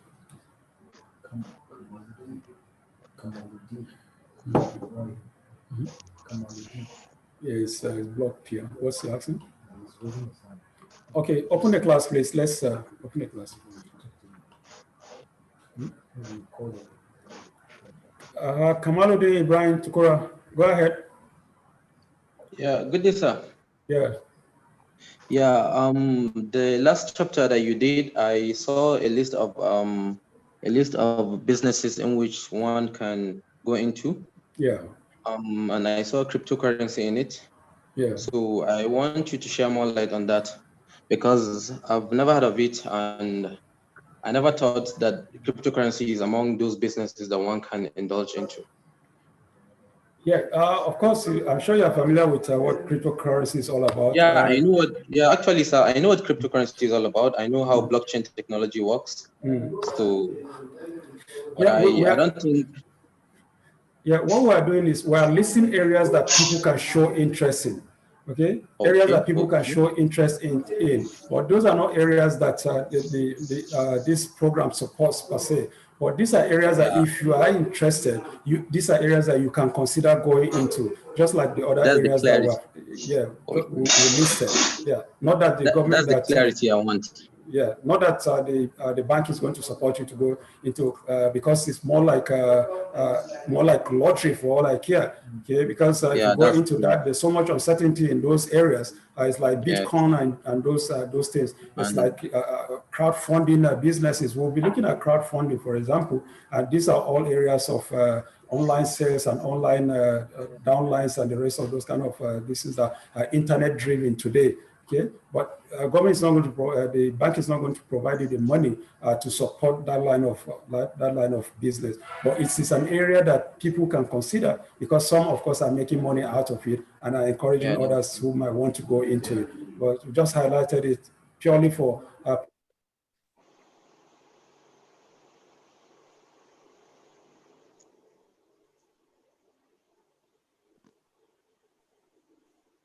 people who want to share interest, but it's an area of business that people can go ahead and consider today. Okay. Is that right? So, sir, this platform that we are in now, what area are they going to concentrate on? Those areas that the government are going to fund someone from among this list that we have here? Yeah, well, there's an emphasis. You know, remember we were looking at two major areas of diversification, and in those areas we talk about agri and agro-allied businesses and processing. Okay, Yeah. and then the SMEs. Yeah, and then the Small and SMEs. medium Those are areas, enterprises. of course, and then of course the SMEs. The SMEs are very vast. Okay, all of those things that we mentioned are basically SMEs, apart from the farming. So the government will support any of those if you are able to make your case. Okay, a case that, look, this is a line of business I'm in already, and I can build on it. Okay, to be able to generate, build a business and be able to be a source of employment, then definitely government will support it. Okay. Okay. Thank you, sir. All right. Welcome. Any other question? Somebody was raising his hand. Sylvester. Okay. There are some chats. Sylvester, you have a question?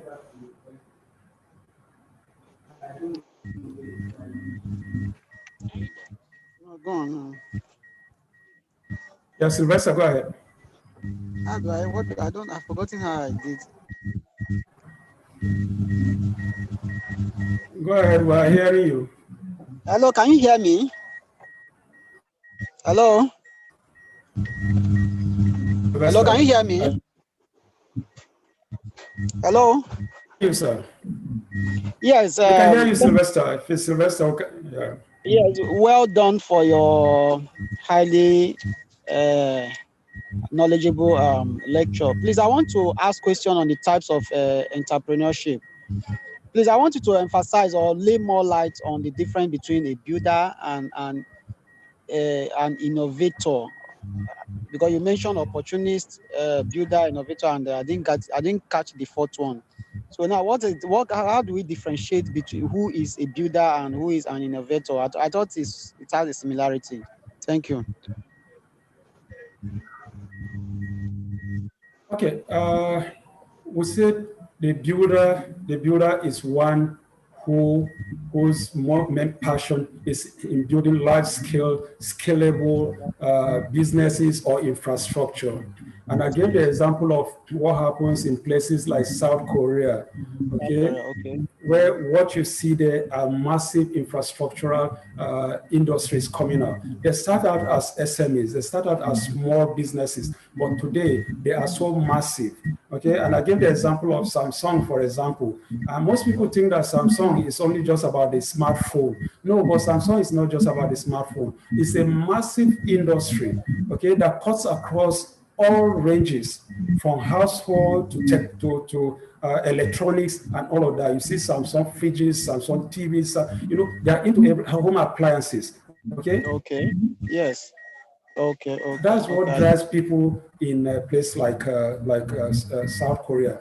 The innovator, we gave the example of somebody like Mark Zuckerberg, for example. Okay, he is driven by innovation, by creating new things. Okay, new things that create social changes. Okay, his passion is just to keep developing something. Okay, the moment he develops, he leaves others to keep building on it, while he's now into another creative mode, into another innovative mode. Okay, he's not looking so much in terms of the money that comes to him, but still building things that will impact on humanity. That's innovation. Okay, so what we say is, what type of entrepreneur are you? Are you the innovator? Are you the type that is driven by innovation, or are you the type that wants to build massive infrastructure? That's what the difference is. Is that clear?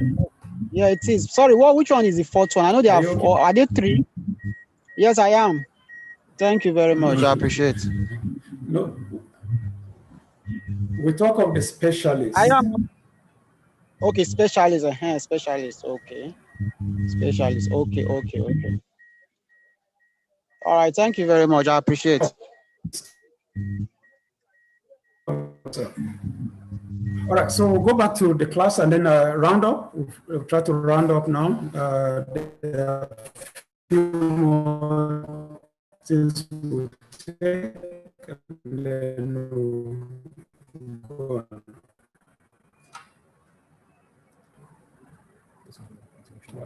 There is a conflict.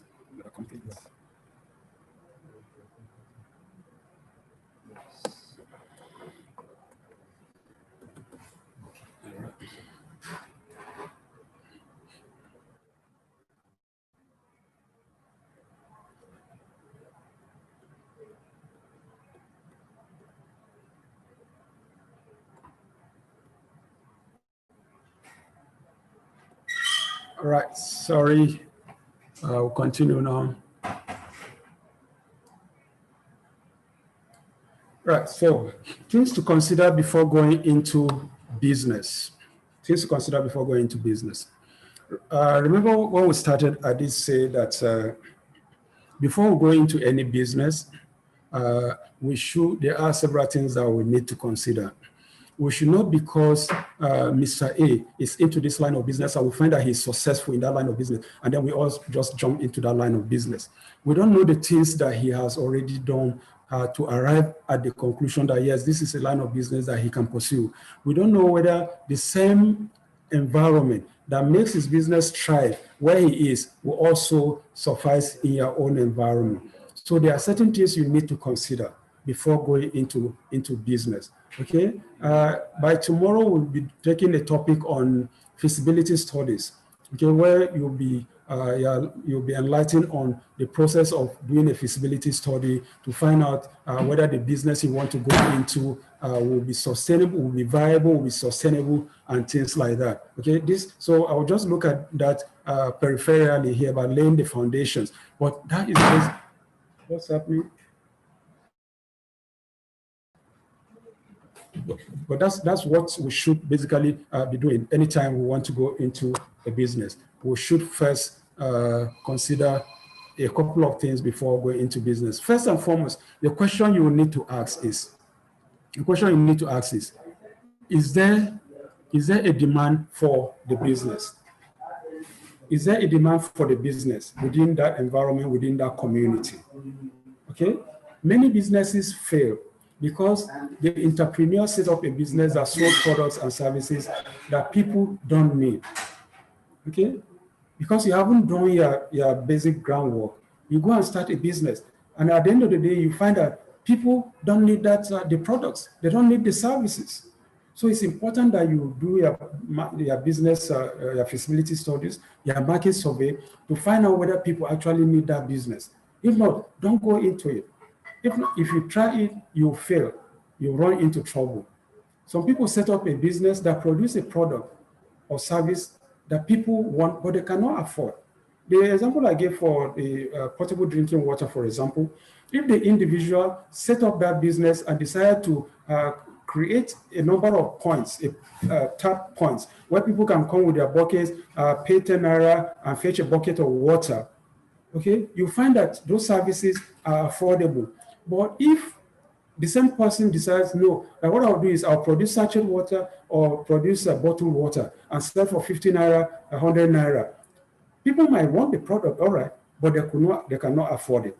So you need to know how viable it will be within that environment, whether people have the purchasing power, whether people have the money to be able to buy that product. If they don't have that kind of money, 50 to 100 naira to buy the product, then maybe what you need to do is to build that block with a number of tap heads where they can come with a bucket and then they are collecting 10 naira from you for a bucket full instead of 10 naira for a sachet of water. You know, because somebody who comes and then pays 10 naira for a bucket of water and then will definitely prefer that one than a sachet of water for 10 naira. Okay, so you need to know whether they can afford that product or not before you go into that line of business. So it's important you do your feasibility studies to know the kind of business you want to go into. You need to ask the question: are there other people doing similar business, or are you bringing something new to the table? If there are people doing that similar business, then you have to think twice, unless there's something new that you want to bring to the table in introducing that line of business. Okay, if already there is let's give that same example. If already there is somebody who has dug a borehole in that place and is already making selling sachet water or bottled water, then unless you are coming in to do something different other than what he is doing now, then you better think of doing something different. Okay, so if he's already selling sachet water and bottled water, and then you decide to come into that same line of business, then maybe you should think about setting up tap heads where people will be buying their own water as in buckets instead of in sachet water. Okay, so unless you are bringing something new, don't go to that same line of business. If you are starting a business in an area where the market already is saturated, you might fail, and you might find yourself struggling just to keep up. Yeah, that's basically what I'm saying here in the first one also. If you are coming in and you are going to come into saturated water, then of course you'll find that somebody else has already dominated the market. So what are you trying to come and do?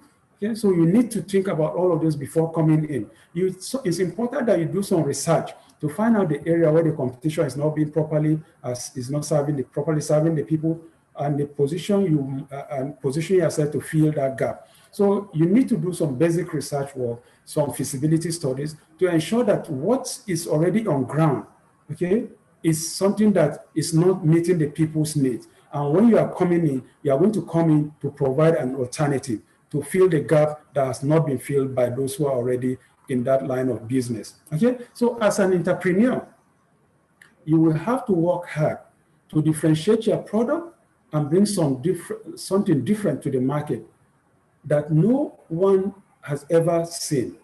That is your USP. Okay, that is your USP, your unique selling point or unique selling proposition. So as an entrepreneur, if there is already a market, existing market, and you want to come and bring in your own product, then be sure that what you are bringing in will be different from what everybody else already is providing. If not, you run into trouble. I like to give the example of peak milk, for example, and I think 3 Crown milk, 3 Crown or so. Yeah, we all know that peak milk was the dominant milk in Nigerian market. It dominated the Nigerian market. But it came in the form of liquid milk and in cans, and was selling for 50 naira a can at that time, vaporized milk. Okay, it dominated the entire Nigerian market. And then suddenly, people saw 3 Crown milk in the market, and people are wondering, how is this guy going to break into this hole, the monopoly by peak milk? But what did 3 Crown milk do? What 3 Crown milk did was that it decided to come in a sachet and in a powdered form and was selling for 10 naira per sachet. So while your peak milk was vaporized, it was liquid and in can and selling for 50 naira per can, these guys were selling in sachet, okay, and at 10 naira per sachet. Okay, so what it did was that it targeted the lower cadre, the middle market. Okay, not even the middle class, but the middle market where the majority of Nigerians were. So those who could not afford tea milk and were drinking their tea black before suddenly found powdered milk, and they were able to also buy milk at 10 naira to put in their tea, and they were able to fold it and then use it the next day, or were able to use it for as many cups as possible. Suddenly, they were able to create a niche for themselves. They were able to dominate the market. That today, we find that even peak milk has sachet versions of peak milk. And people hardly see the liquid tin milk today. Okay, most of the milk that we see in our markets today are powdered, either in cans or in sachet. That is what 3 Crown did, and virtually drove peak milk out of the market because it came with a unique selling point, a unique selling proposition. So anything we want to do, if we want to come into a market that is already saturated or being dominated by another brand, come with something that is unique, that will be your own unique selling point, that will be able to get you the market, your market share of what has already been cornered and dominated by the existing brand. So finding out something that makes your business stand out is critical for survival of an enterprise, okay? So I hope that is understood. It's a very good example of how to be able to differentiate your own product. Okay, things to consider before going to a business: you need to determine what needs are there. What are the things that people want? What are the needs out there? You need to determine that. You need to know what they are. What businesses exist to satisfy those needs? If you identify the needs that are existing in the community, in the environment, what are the businesses that are existing, okay, to satisfy those needs? If there is no business currently satisfying those needs, it could mean that no one has thought about it. It could mean that nobody has thought about it. There's a need, and then you try to find out which businesses are there to satisfy, and then find that there are none, which means maybe nobody has thought about it, okay? Or maybe there's not enough market to make setting up that business viable, or that the cost of doing business, carrying out that business in that environment could be too expensive. Okay, let's go back to an example of the portable drinking water again. So we'll come to environment and then we'll try to determine what needs are there. We'll find that, yes, there's a need for potable drinking water, okay? And then we'll find that no business is in existence to provide potable drinking water. And then we'll try to find out why. Why is there no business currently satisfying those needs, okay? Is it that no one has thought about it? Or is it that there's not enough market? Maybe, of course, there's the need, but then the market there, if you set up a sachet water making factory or a bottling market, you find that the people there might not be able to afford it. The business might be too expensive. So the market might not be viable. So you come and set up that kind of factory within a community and find out, well, people needed it, the need exists, but they cannot afford it. So it makes the business not viable. And maybe that's why nobody has set up that business. Or the product, in as much as they need it, is too expensive for them to be able to afford. So these are things that you need to take into consideration before going into a business. So how do you determine what the needs are there? How do you determine what the needs are there for people before you go into a business? You will be asked questions. First and foremost thing that you do is to ask questions. You'll be surprised what you find out about people's needs when you ask questions. Administer simple questionnaires. Just draw questionnaires and share and administer it to people so that they can tell you what you think they need within that environment, okay? Use social media. Today, social media is one of the fastest ways of reaching out to people and then eliciting questions and answers on what people require, okay? Read journals and online sites that give information and then that do market surveys so that you'll be able to get to know some of those things. And then look around and observe things. By looking around, get the example of the GSA and Steve Jobs, they looked around.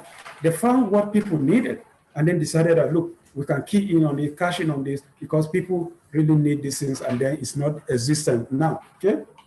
So that's how to go about determining what needs are there, how we determine how needs are there. Now, let's look at the major barriers to starting a small business.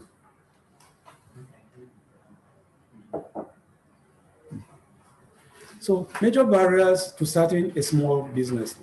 Remember we said at the beginning of this lecture that anything that we do, there's nothing in life that we do that will not face some kind of hurdles, some kind of challenges, some kind of barriers. Anything in life, okay? Even moving from point A to B has its own challenge, has its own barriers, okay? Finding a transport is a barrier, or crossing maybe a river is a barrier. So in any business that I want to do, you're starting a business, you are bound to find some barriers. So what are these main barriers we find when you want to start a small business? Here we are. First and foremost, money. Remember the missing middle? When we talked about the missing middle, entrepreneurs want to start business, SMEs want to start business, you guys want to start business, and then the government identify what we call the missing middle. What's that missing middle? Money, funding, financing. So this is the most critical resource an entrepreneur needs to start a business, and probably the most critical barrier to starting a small business. Money is critical and one of the main barriers to starting a business.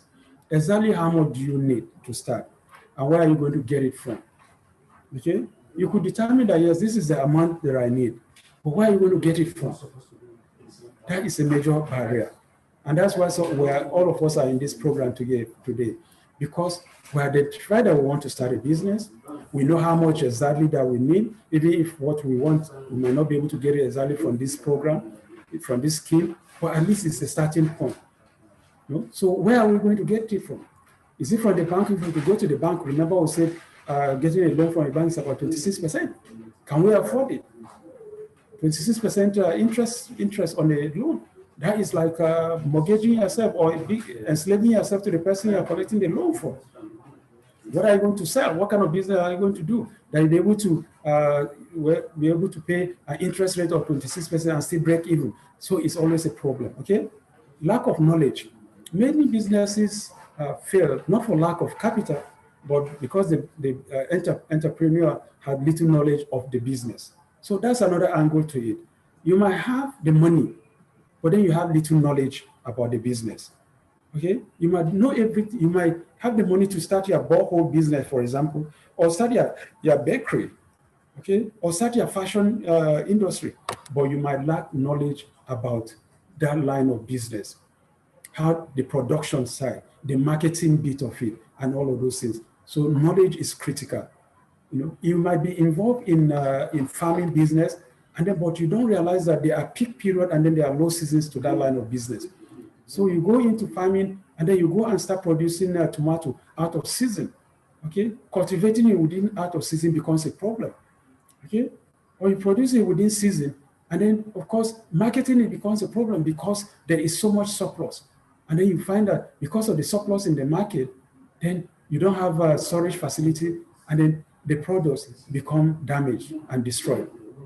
So it's important that you have knowledge about all of the issues involved in that line of business. Okay, you might have the money, but the knowledge is very, very important. Okay, what sudden change in the environment can affect the business? Government policy and taxes. Here, what you are saying basically is that you might lack the knowledge in terms of the kind of policies that drive businesses within an environment. In Nigeria, we've seen the kind of policy changes that happens. Not too long ago, government banned the importation of maize, and so many people borrowed money and went into maize farming. Then suddenly, there's an outcry from poultry farmers that they don't have enough feeds. There's not enough maize around to mix up the feeds. But they forgot that when government banned the maize, the importation of maize, people collect more money and went into maize farming. But then the products were sealed in the farms. They have not been harvested. And then government suddenly lifted the ban on importation of maize. And what happens? There was a glut. People that borrow money to go into farming found that when their own products were ready, they could not sell because the prices of maize had crashed. So these are problems. Then we see recently government increases taxes, VAT from 5% to 7.5%, stamp duties from 6% to 5% to 6%. So all these are things that people need to be knowledgeable. By Friday or thereabout, we'll be looking at ease of doing business, regulations and things like that. These are all areas that people need to be very, very knowledgeable about. The prevailing government policies on taxes, on doing business, the compliance requirement, and then all of those things that you need to know before you start a business in an environment. Will the business be able to generate cash immediately, or will you sell on credit? That's something that you need to also be able to know. Okay? Because if you come into business and you think that you'll be selling on credit, then of course you might run into trouble. Okay? Because most people in Nigeria today, most traditions, people buy and then come and sell on credit. They find that in no time they run out of business. Are the products perishable? I just give you an example of tomatoes. Are they perishable? How long does it take to produce your products? And will it affect your ability to meet your customers' orders? Okay, so you need to have a time frame in which your products, okay, will be able to get to the market, okay, and whether they'll be able to meet your customers' needs. These are things that are very, very important that you have the knowledge of before you go into the business. Determination. You will need to have to develop the courage of a bulldog and maintain the determination that will enable you smash through obstacles, as there will be many along the way. You need determination to keep focus, pick up when you fail or face rejection, and continue to look for new solutions and strategies to make this business a success. Determination is a major challenge that we have for people who want to go into business. The moment they face the first hurdle, most people tend to recline, put their hands on their heads and say, oh, what a challenge, okay? And then back up. If that is how you want to go about your business, then of course you are going to run into trouble. You need to be very determined, you need to be very focused. You are likely to face rejection at the first point. You are likely to fail at the first trial. But if you just put your hands on your head and start to and try to back up, then you run into trouble. You need to have the courage of a bulldog. You need to have the courage to face the challenge, to face the rejection, find solutions to what the rejection is or what the problem is. Okay, the first obstacle that you face, find solutions to it. Develop new strategies. Find your way around it. If not, if you simply give up at that first challenge, at that first trial, then of course you are going to run into trouble. So determination is very, very key and essential if you are going to be able to make it. Fear, our greatest fear, our greatest enemy. Fear is one of the greatest barriers to people starting a business.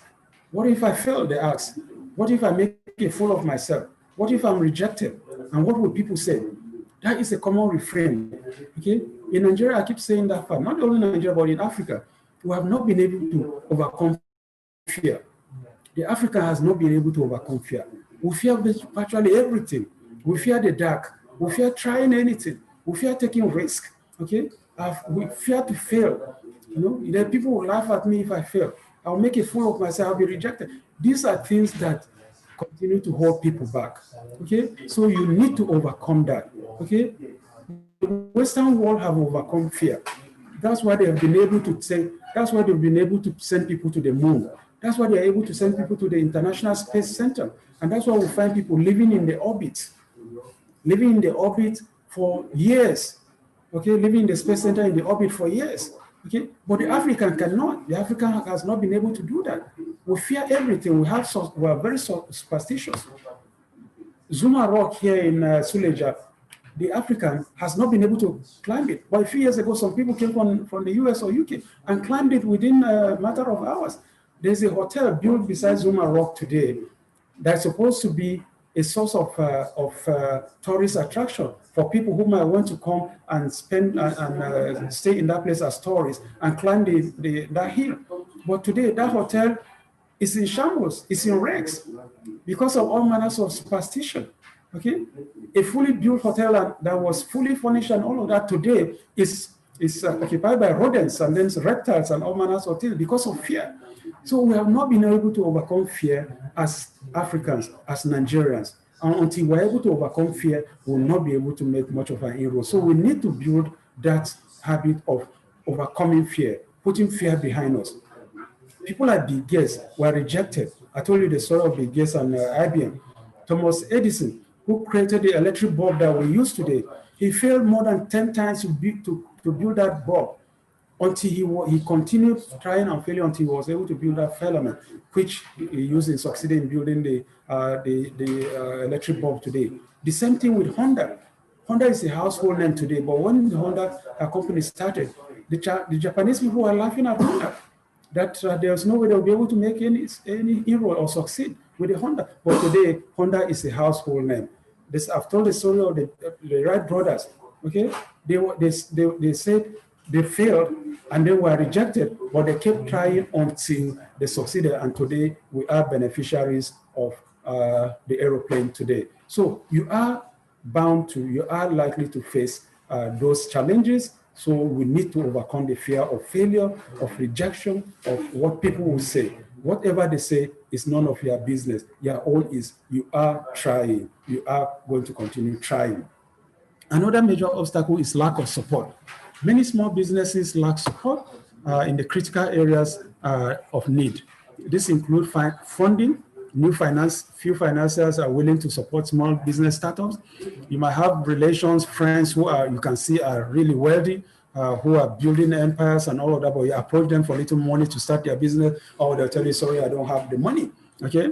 They never do, okay? And then the legal and regulatory support, like I said, by Friday or so, we'll be taking a course on business law, where we'll look at the issues of regulation, how regulatory requirement, registration requirements, and compliance requirements in doing business in Nigeria. We talk a lot about the ease of doing business in Nigeria today, and that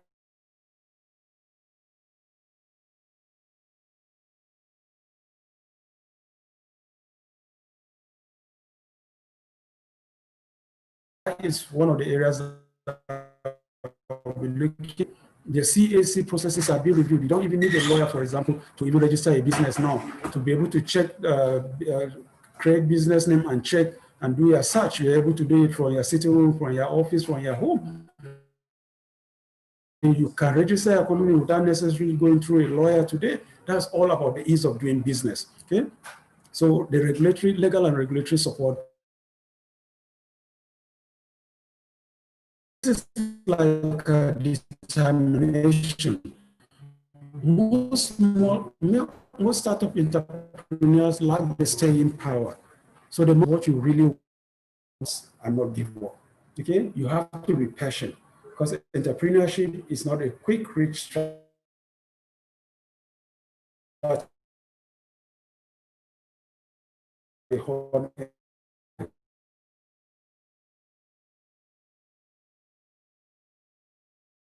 Face the first challenge, you have to buckle up, show determination, show staying power. That's one way to go about it.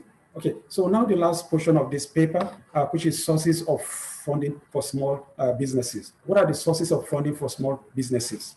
Okay, so we'll look at the sources of funding for small businesses now.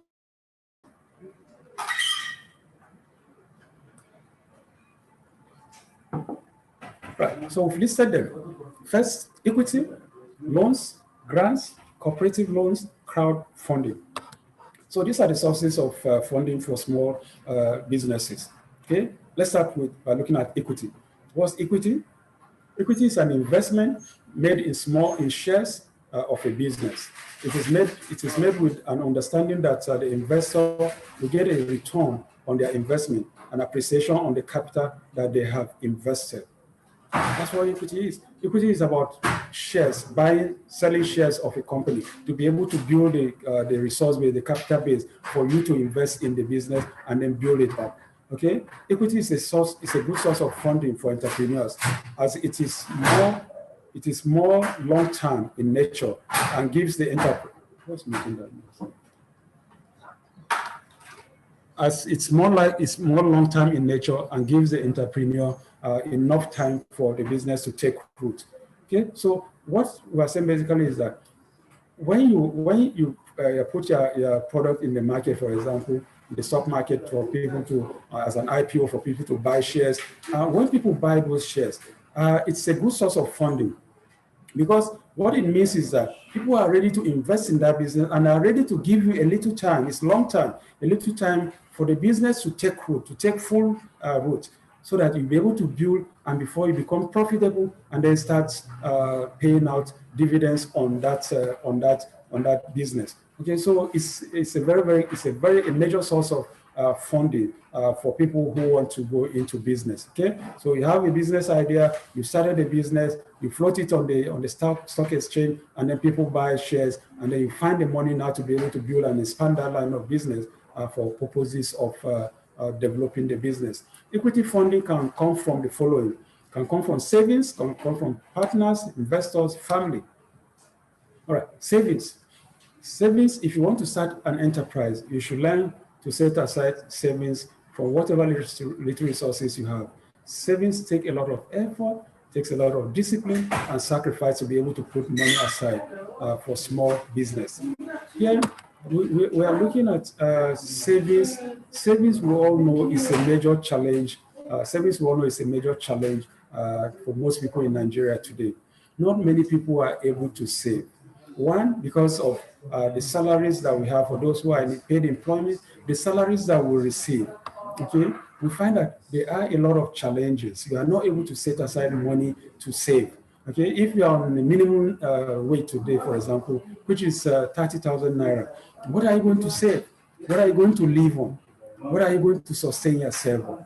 Okay, so it becomes a lot of challenge. If you're in private business, how much are you earning? How much are you going to be able to set aside? How much are you going to be able to set aside to be able to save?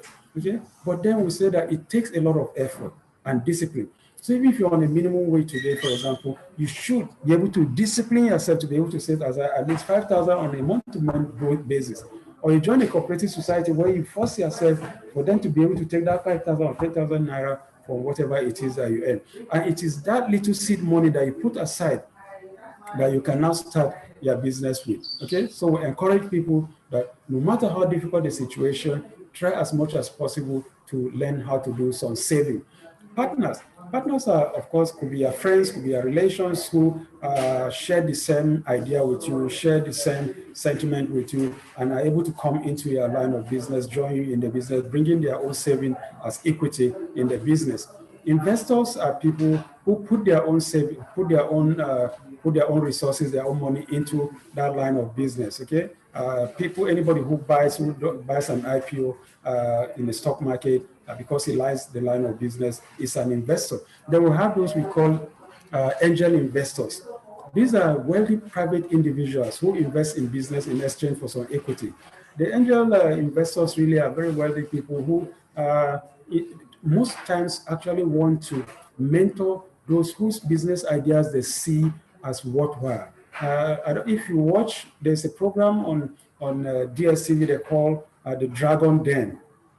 The Dragon Den are a couple of investors who, young men who want to go into entrepreneurship, come with their business idea and then come and pitch those ideas. And those investors are able to discuss with them the various business strategies they have and decide to put their money into it, investing in those people's ideas. Then the angel investors those are at the background.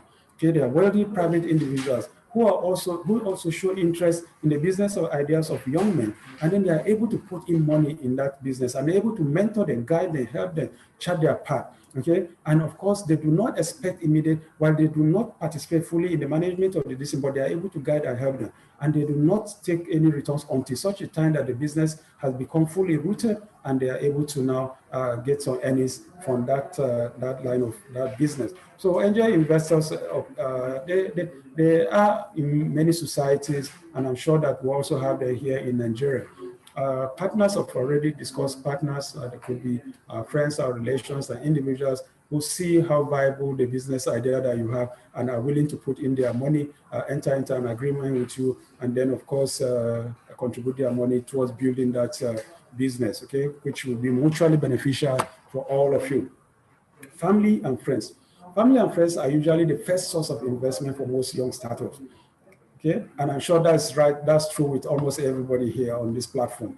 Okay, you've come up with the business idea, any business idea that you have, you find that the first people that you approach are your friends and their families. You and your friends will always put together some money to follow up on the business course that you are interested in.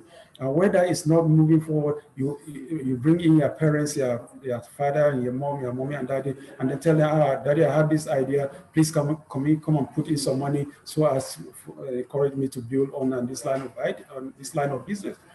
I know this because my kids have done that severally to me. I've given so much of my money to my kids trying to boost up their startup businesses. Okay, they try their hands here and there. They fail. They set up companies and all of that, and then try their hands. They fail. They try. They wait, and they come up with new ideas on and on again until such a time that we tell them, look, my friend, go ahead and search for your funding from elsewhere. There is much that I can do, but that is the reality. Family and friends are usually the first source of investment for most young startups, and I'm sure most of you have had that experience also. Loans. This is why we are here. Loans. A business loan is money given to an entrepreneur to finance the purchase of an asset or fund the business's recurrent expenditure. Okay, loans can either be interest-bearing or non-interest-bearing. In the former, the borrower and the lender agree on a rate. The loan is tenured for a specific period, and at the end of the tenure or at maturity, the borrower must repay the loan to the lender together with the interest. So, loans business loans are money we give to an entrepreneur. Okay, that's why you are all here. The AGSMEIS loan scheme is money that young entrepreneurs who want to source funding come to access. Okay, and the loans can be interest bearing. Like this one, that the AGSMEIS loan scheme is interest bearing. This year is 5% interest, but next year it will be 9% interest on the loan. And you are expected that when you borrow this money, there are rates. Okay, the rate is the 5 or 9% interest rate, and then its tenure is 7 years, within which you are expected to pay back everything. At maturity, you are supposed to pay both the interest and then the principal. Okay, then there are non-interest bearing. This one are Islamic banking loan scheme. Okay, there are no interest loans. Banks like Jaiz and Taj Bank in Nigeria, for example, give no interest loans. Okay, they have their own ways of determining how they share profits and all of those things. Okay, and then if they are failure, the business is not doing well, they have their own ways of liquidating the business and everybody getting something out of it and nobody loses. But there are no interest on that DC. But where there are profits, there are ways within which the profit is shared between the lenders and the borrower. Okay, so that is what loans are all about. Okay, you are all trying to access the AGSMEIS loan scheme today because you want the money to be able to purchase some assets or to be able to contribute to the recurrent expenditure of the business which you want to go into. That's what loans are all about, okay? So what are the sources of loans? The first source of loans, of course, most instances are banks. Banks take in money from depositors and lend at margins to creditors. Microfinance bank are the best source of loans for small businesses. Okay, but we should note, however, that their interests are usually high. Okay, so banks are the main source of providing loans. But unfortunately, as we said, the loans in the banks, commercial and microfinance bank, are always highly of high interest rate. The interest rate today is about 26%. Okay, but the AGSMEIS loan scheme is as low as 5% and going to 9% maybe by next year. Partners are also sources of loans. Okay, partners, you could have a partner who might decide to give you a loan at an interest rate, which you can also be able to assess. Okay, so apart from banks, the partners could also give you loans. Then grants. Grants are funds given to small businesses by donor organizations. Usually the donor does not retain an interest in the business. However, to ensure that the money is actually being used for the purpose intended, the donor will set up processes to ensure that the project is properly implemented. So grants here are not like your loans, okay? Because they are given without the intent of you repaying.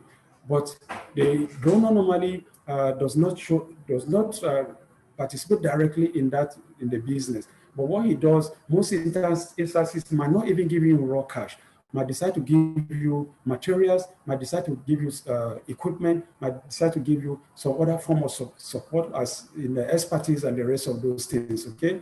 So that is a way of being able to support that line of business. Most times grants are given to social enterprises and then maybe to NGOs by donor organizations. Today in Nigeria, we have so many donor agencies. Some of them are international, like the DFID, like the USAID. Those are grant-giving institutions.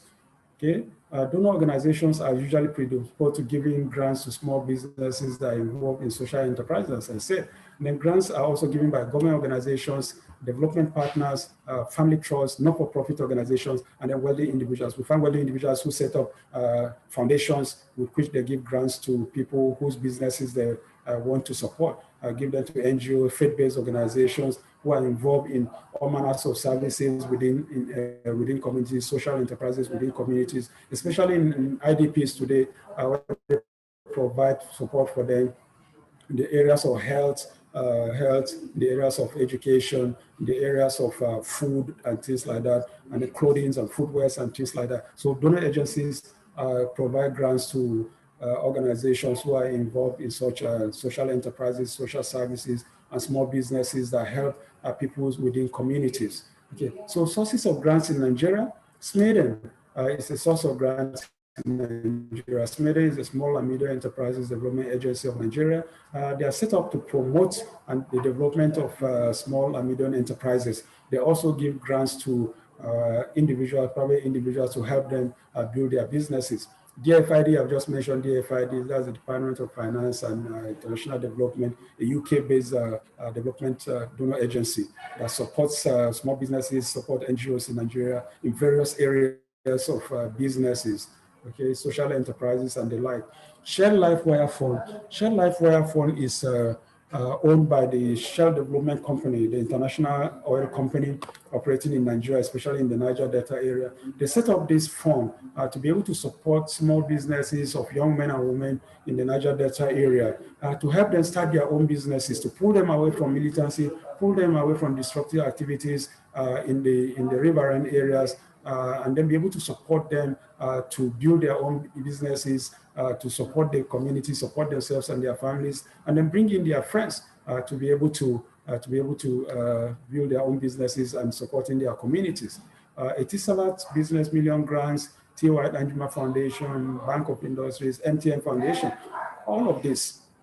All these are foundations and that provide grants to people in different areas. The T.Y. Danjuma Foundation, for example, is doing a lot of work with the IDPs in the Northeast area through a whole lot of agencies here and there.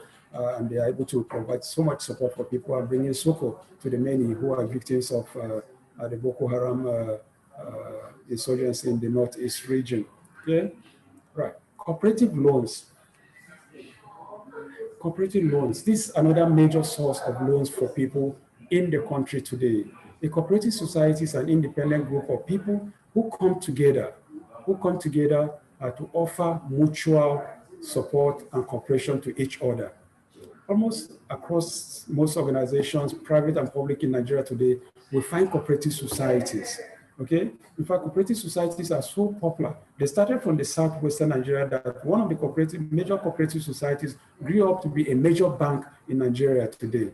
In fact, it merged with quite a number of banks today, and it's part of some of those banks that have transformed severally. Okay, but in most organizations today, we have cooperative societies. Some of them have metamorphosed to be microfinance banks today, for example.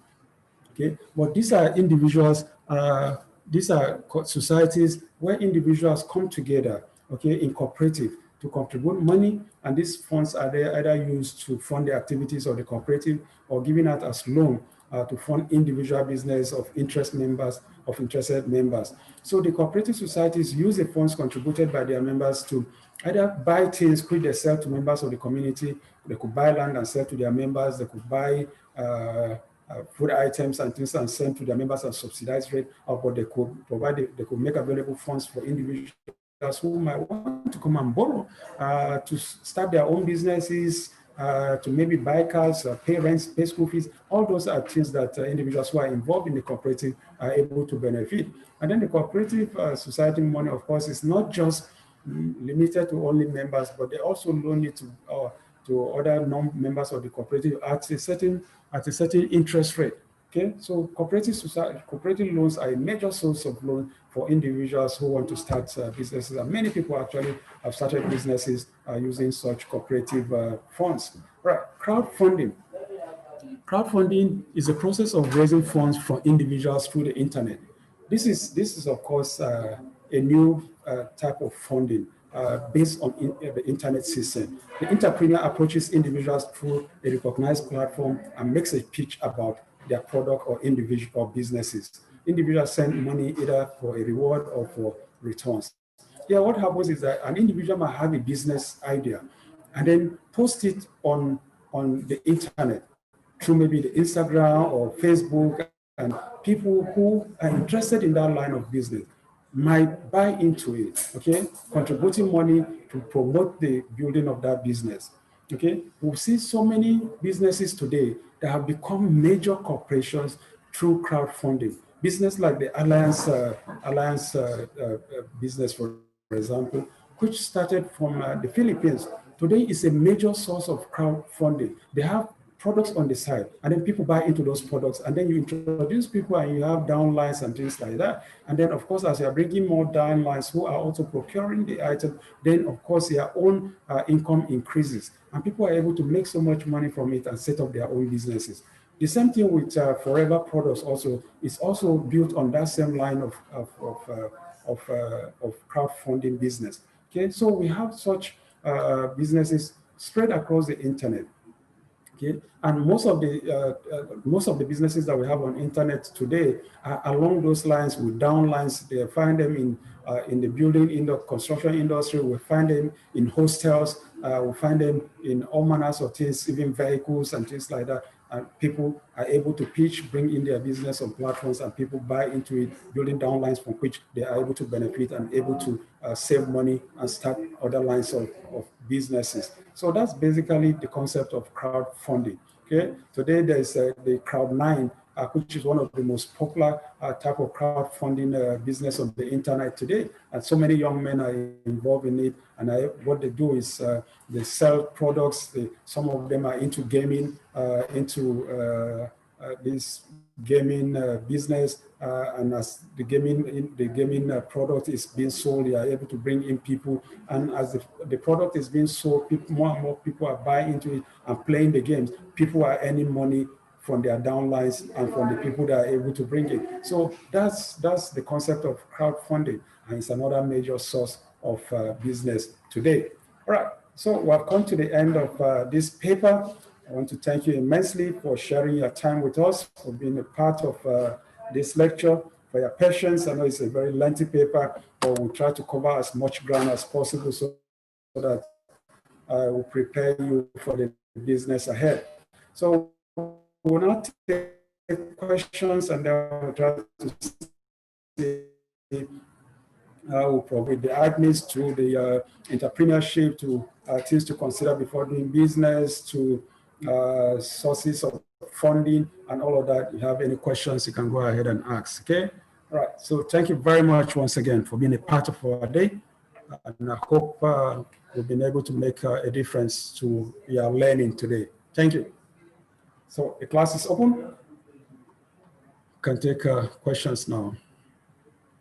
Our class has depleted substantially. All right, any questions? Ready to take? Adiza?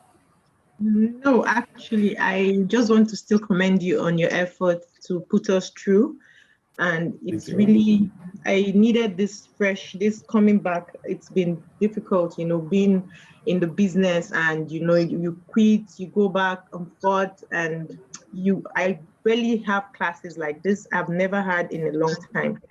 So I think I just want to appreciate your work and thank you. Yeah, that's what I would say. Thank you very much, Adiza. I appreciate it a lot. Okay. More and more of it is coming, and I'm sure you will enjoy the rest of the week with us.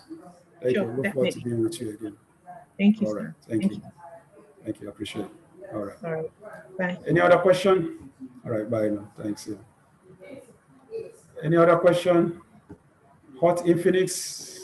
We didn't get your name. Infinix Hot 4 Lights. Omojare, are you with us? You have a question, ma'am?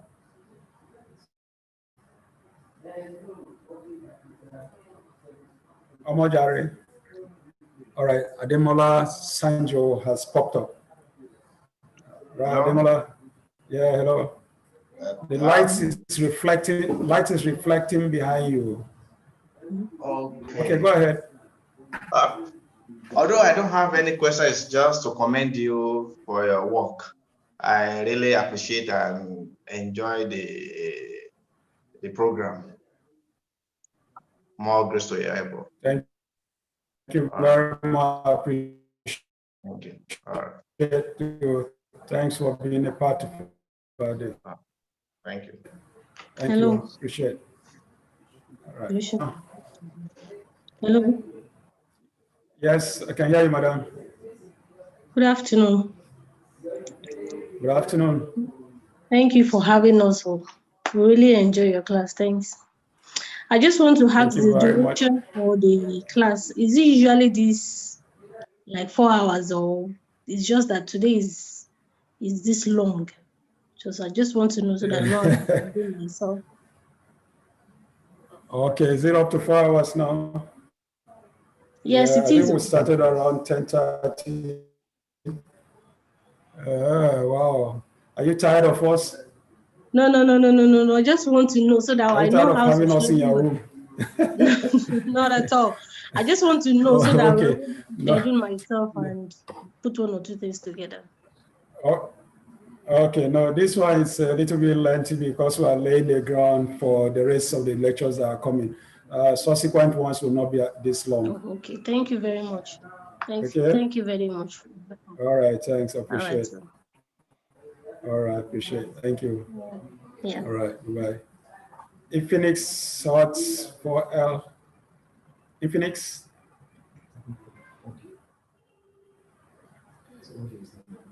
You're not on, you're off yourself. Okay, Kamaluddin. All right. If there are no more questions, we'll close for the day so that allow you to go and attend to some other things. I know you're all busy people. Thank you. So let me thank you immensely again for being a part of our day. And we hope to be reconvene here tomorrow by 10 a.m. for the next lecture. Tomorrow's lecture is feasibility studies on business plans. I hope you join us then. Thank you. Have a wonderful day ahead of you. Bye-bye now. Bye-bye. Thank you.